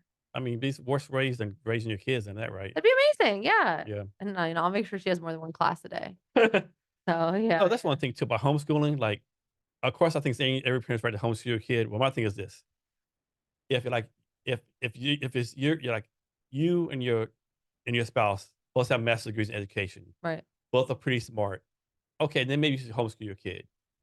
I might get blasted for this, but if you're like a single parent with a GED, high school dropout, do you really have what it takes to like homeschool your kid? No. Like, of course, you just like type in English Lit 101 on YouTube, right? But I think a lot of it's happening 'cause of bullying too. Is like kids don't feel comfortable going to school anymore. yeah. And some of the parents don't know what to do. And so they're like, okay, fine, stay home and And homeschool. thing with bullying, I get blasted this too. Like when I was growing up, you got bullied. Either you stood up for bullied or you Right. don't get bullied, right? Or you just get So out. I think that's a life skill a lot of kids now are not learning, right? Like how to Right, right. how to stand yourself. Exactly. Hey, Tom bullied, Yeah, then just hide at Michael, home. Hide at home. Michael, hides at home or gets staying in class. Like, I mean, something said to be like, of course, like if you're bullying someone, someone needs to tell you to stop it, right? But Right. I think there's a life lesson. I think it's a life skill to like stand up for yourself and like, okay, there's no way I can fight this bully. This bully's gonna beat my ass, but I gotta stand up and do something, right? Right. I Sure. gotta take this ass kicking, Right. and I don't think there's a life skill a lot of kids are not getting right now. Yeah. Yeah. I think so. I think. Like I said, for our club, no, I'm anti-bullying, don't believe in bullying, but I do Yeah. believe I am pro stand up for yourself and like taking your chops, so to speak. Right. And also like stay away from those people. You know what I mean? Like, That's true too. Yeah, right. yeah, Yeah. Oh, yeah. That too. But like, you yeah, kind of can see like yeah. I makes mean, you. yeah, like you walk down the alley, down the hallway, and somebody steals your lunch money. But also like if you were idolizing those people and they're so mean to you, you know what I mean? You don't need to run away. But yeah. Yeah. I think there's a big. Yeah. Exactly. I mean, it's just all messed up, and it's just so hard going overseas and seeing like how smart like kids are, and like, and it's not like they're like miserable. Yeah, They're just like smart and happy. Just like like the American kids, like kids here are like creative and happy, but it's tough to see like the potential being wasted. You know what I mean? And yeah, yes. And the thing about American schools, like it's always like focus on like the median, right? So you might have somebody really smart, and they're like yeah, the that's class is boring, or right. someone like the bottom of class, they're not learning anything. They And need a then different class. help that kid. I heard something the other day too, and it was like some TED talk or whatever. And they were talking about like whenever you see data, and they're like, look at this data, and they're like, oh, see that dot up there? Don't worry about it. Yeah, Like, okay, here's this data, and here's the trend lines. Da, da, da. And they said like, what was wrong with that? It's that I told you to ignore that dot up there. Do you not see the superhuman that we're yeah, ignoring? yeah. Like, why do we constantly ignore the superhumans? Why are we not trying to get everyone to go up there? You Yeah, know? superhumans gonna like they take us to the next level or something. And like, why as a society aren't we like constantly focused on the superhuman? Bring like the level, bring up like Yeah, that's the thing that like it just blows me away. And I'm like, what the? Like, like my head could explode. I just don't understand why, as like a society and world, we don't work to make like everything more efficient and better, yeah, like for like all. But it's like it's greed and it's this like lack of world perspective, and it's it's like like you said, teachers are taught all that that. like they're paid like teach a lesson. They're not taught how to like look at the best talent, right? They're not taught that. Right, right. Not taught, hey, what's the signs that this person is a super genius? What's the signs this person Right. is, And like you said, like doctors aren't taught to have their own services. And even like one time I was substituting and this girl started having anxiety attack and she was like panicking. And then I realized like I don't know if I'm allowed to hold her hand. Like I wasn't even sure if I was allowed to comfort her because like is that like a boundary? You know what I mean? And so it's like teachers want to teach like people want to do their jobs, but at the same time, there's so many like gray areas now. Yeah, HR world. and a lot of parents are to blame too, right? Like Yeah. one time, there's my wife works at Stillwater High School District, right? Mm. She had this time where this lady, she's been teaching like 30, 40 years, right? So obviously she's no going nowhere, right? And so she sent a note home with a student to the parents to say, hey, that your daughter is not turning lessons in, right? This parent had the fucking nerve to go to the school and say, what are you gonna do about it? Why are you not making my parent do the lessons? I'm like, what? You're like, that's your job, right? And then, okay, wow, good job. You got like good at talking to your teacher and being, but like, what? Okay, then how are you gonna get a job? You Yeah, know what I mean? How are you ever gonna? And this is so funny too. So I do these improv classes with kids, right? And I'll tell the kid like, okay, you guys work in a convenience store, go. And then they'll always like, let's eat all the candy. Let's. And then I'll say like, okay, stop. Okay, how much money do you think this job is paying you? And they're like, $7. I'm like, okay. I'm like, well, let's imagine it pays you $50 an hour. Okay, now go back into this work, yeah, right? And then like they start taking the job really yeah, seriously because they realize like they're getting paid $50 an hour. And again, it's this disassociation too of like school is not preparing you for work. It's not preparing you for. I mean, probably those goofing around kids would love actually like getting to work. yeah, Driving a tractor or designing things or actually. And I'm not saying like put the kids to work and throw them in the farms, but I'm saying we're we're treating people like, like we're putting dogs in cages. We're putting humans in these yeah. boring situations. And so of course they're rebelling. And especially sometimes like the smarter you are, the more you rebel because you're going insane over how bored you are.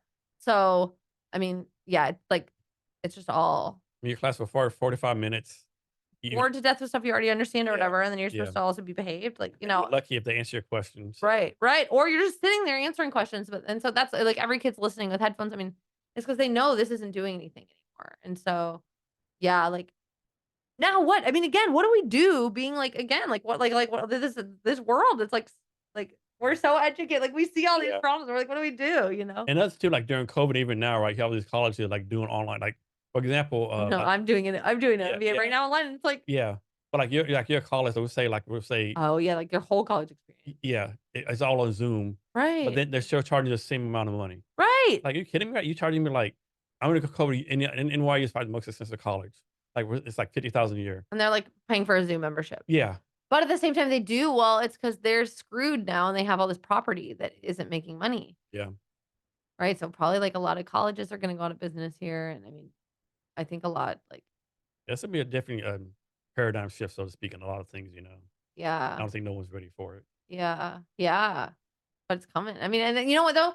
That's the thing, I don't think anyone's ready for it, but in the meantime, here comes everyone else, because the highest paid demographic in America right now?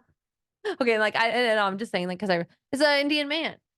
You know what I mean? Mhm. And so I think, like, that's something I looked at recently, like, I think too, like, okay, this is really, like, me being, like, my own therapist and whatever. Like, I think as, like, a white, like, woman here in America, like, like, I'm so used to, like, "Oh, I'm a teacher, I'm a I was a bartender, I was a manager, and I'm an actress." Like, something's gonna work out. But in the meantime, wages are getting worse, right? Like the economy's getting worse. Everything's getting more expensive. Now there's 3 people that were gonna replace you. Everyone's coming in, like all these intelligent minds. It's like, dude, no, that's where I'm like, I'm pretty sure I need to be working 7 days a week right now and stepping it up because like we're heading to like a depression possibly. You know what I mean? Like things are getting really bad. And like I just feel like look at how hard the whole world works. Yeah, Outside of America, like people are working for like 5 cents. You know what I mean? And, like, we're so lucky, and now suddenly, like, things are getting harder here in America, and I'm like, "Okay, I need to be working harder because like, I think things are coming." Yeah, like you said, like, we're not ready, and I'm like, "Yeah, like, I don't know what to do," but, like, I'm like, "I really think things are coming. That's why I need to be working as hard as I can." have you seen this?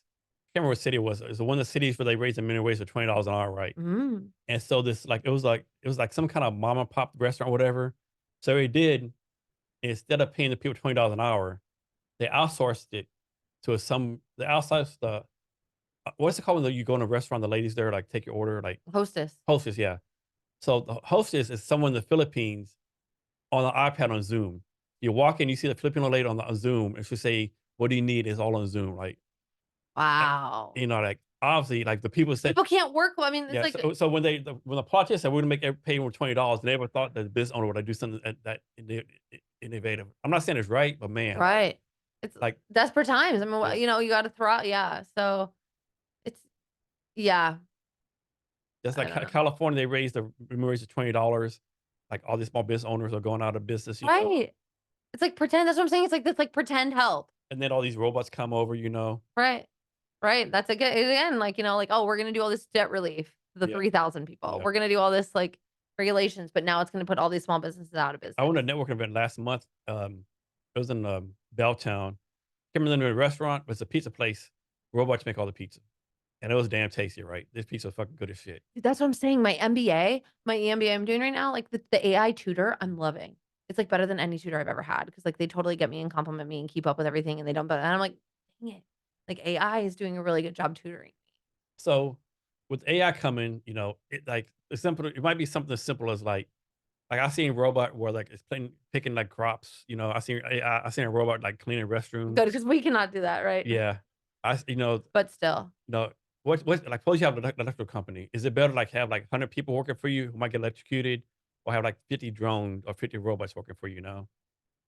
No, yeah, and I even went to a speech the other day, like in Bellevue, and they were talking about like Microsoft and how Microsoft's, like there was like a people from Microsoft representing Microsoft talking about how great it is and how they're cutting all these people and going to be using all these Copilot, Mhm. this AI Yeah. stuff. And it's like I kind of called them out. I was like, okay, this is so great. Now you're like, saving like because they were showing all the money they're saving from AI. Yeah. And I said, like, but you guys are becoming like famous for cutting all these costs. Like, is there Yeah. anything you're doing at all to Well, also try and like what's the cost? offset What's the like what cost of society? exactly to society? And then she said, well, we're doing a lot of free job training. So it's just like Well, through their systems, which they are, which basically, I mean, and then again, you're like, well, that's the reality, and that's like that's what's going on the whole earth. Keep up, or you're gonna get run over. You know what I mean? So I guess they're just saying, well, we'll treat you, but no, I mean, there's no solution. It's like, ha ha ha ha ha. Ha. Okay, now there's a bunch of jobs gone. So do you think we're gonna have to start with the UBI pretty soon? UBI. Universal basic income, where you pay people like Oh, 4,000 a right, month. right. I mean, and again, that's just like a band-aid, Yeah, like we're like, I know, and that's what people keep saying is like now we're making like the grandchildren pay for this because of like the amount of debt, like yeah. the interest payments are gonna go up so high. So And of course, the thing too, like this happens every generation, right? Way back in the day when cars came, people were like, while the people shoving the shit behind the horses, what are they gonna do, right? That, right, they right. found out. Hopefully, they found a better job.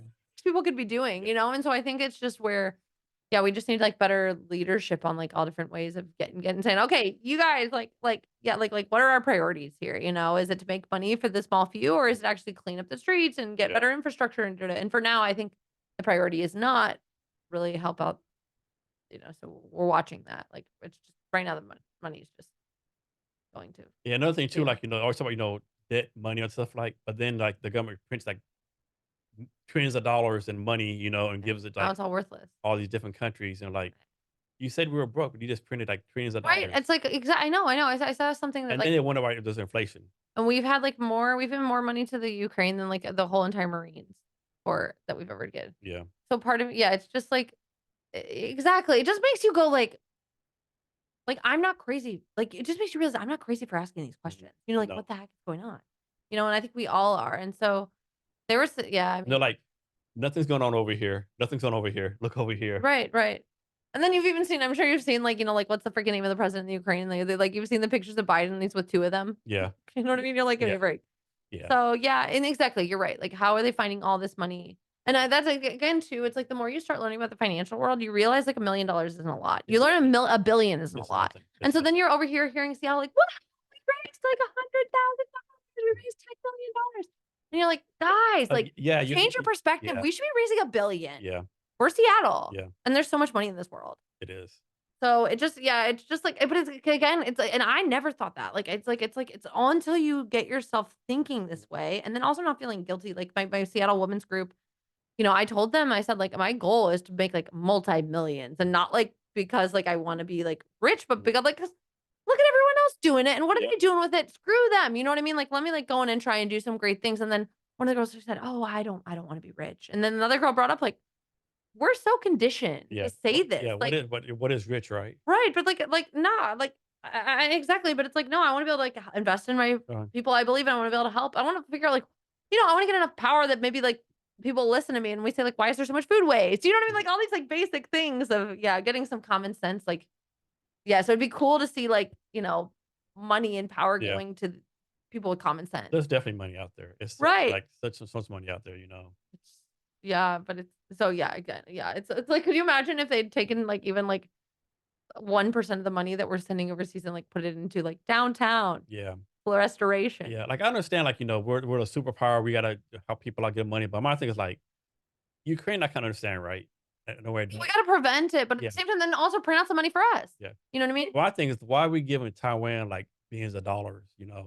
They're an advanced country. Why are we giving Israel like billions of dollars? Right? That's I Right. don't get right. I understand like Ukraine because like they're fighting the Russians, and like, you talk about the ethics of the stuff like that. But then like, yeah, I don't think there's a country in the world we don't give military or some kind of economic aid to.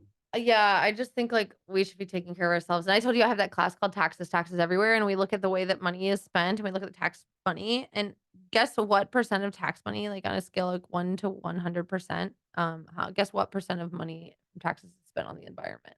I mean, just the environment. 0.2. 1%. Okay. Yeah. And like, let's oh, pretty soon here, 50% will be spent on interest payments because Yeah. we're doing so much loan that we're just simply like paying back.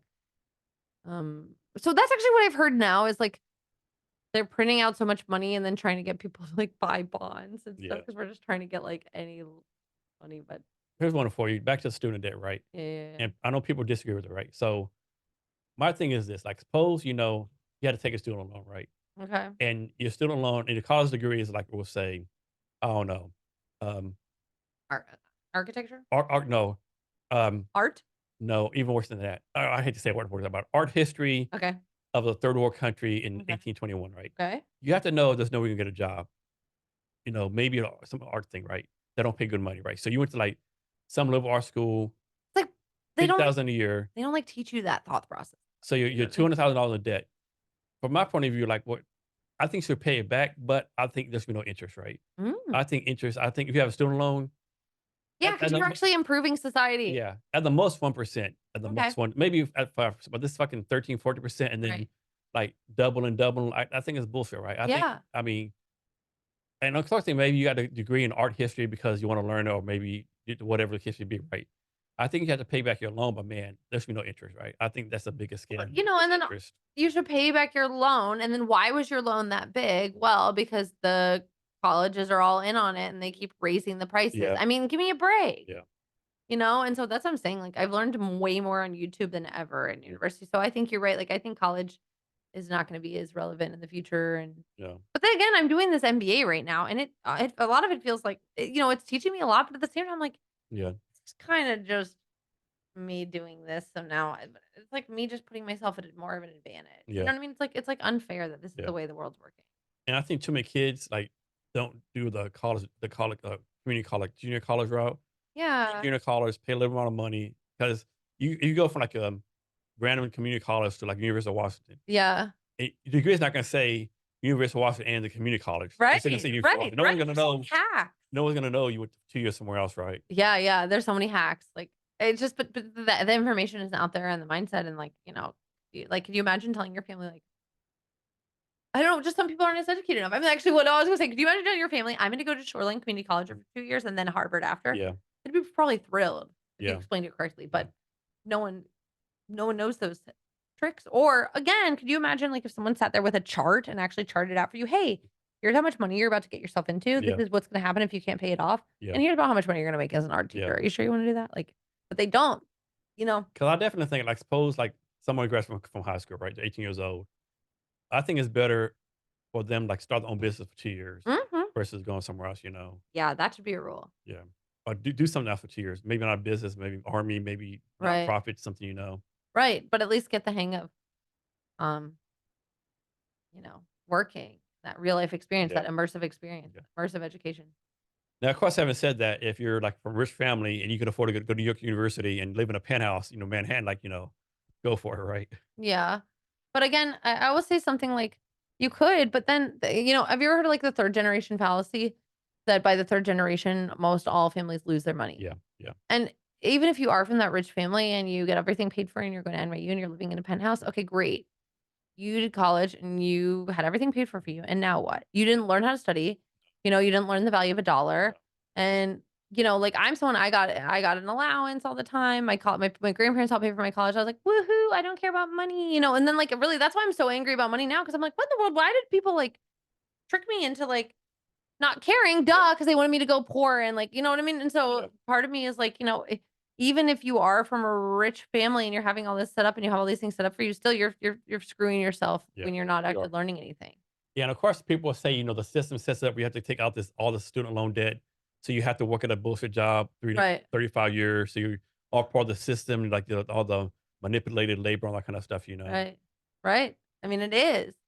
It is. It's like you could never make enough money to pay for these things that you're never gonna be able to really own, and then And you then, die. like I said, a question before, like, why don't you just like, Peter, okay, I'm in debt. I can't pay for this. I'm not paying this no more. Right. I know. I don't And know. what happens like 10%? What happens if 10% of people do that? Okay, so I'll tell you another like kind of, you know, conspiracy theory like business thing.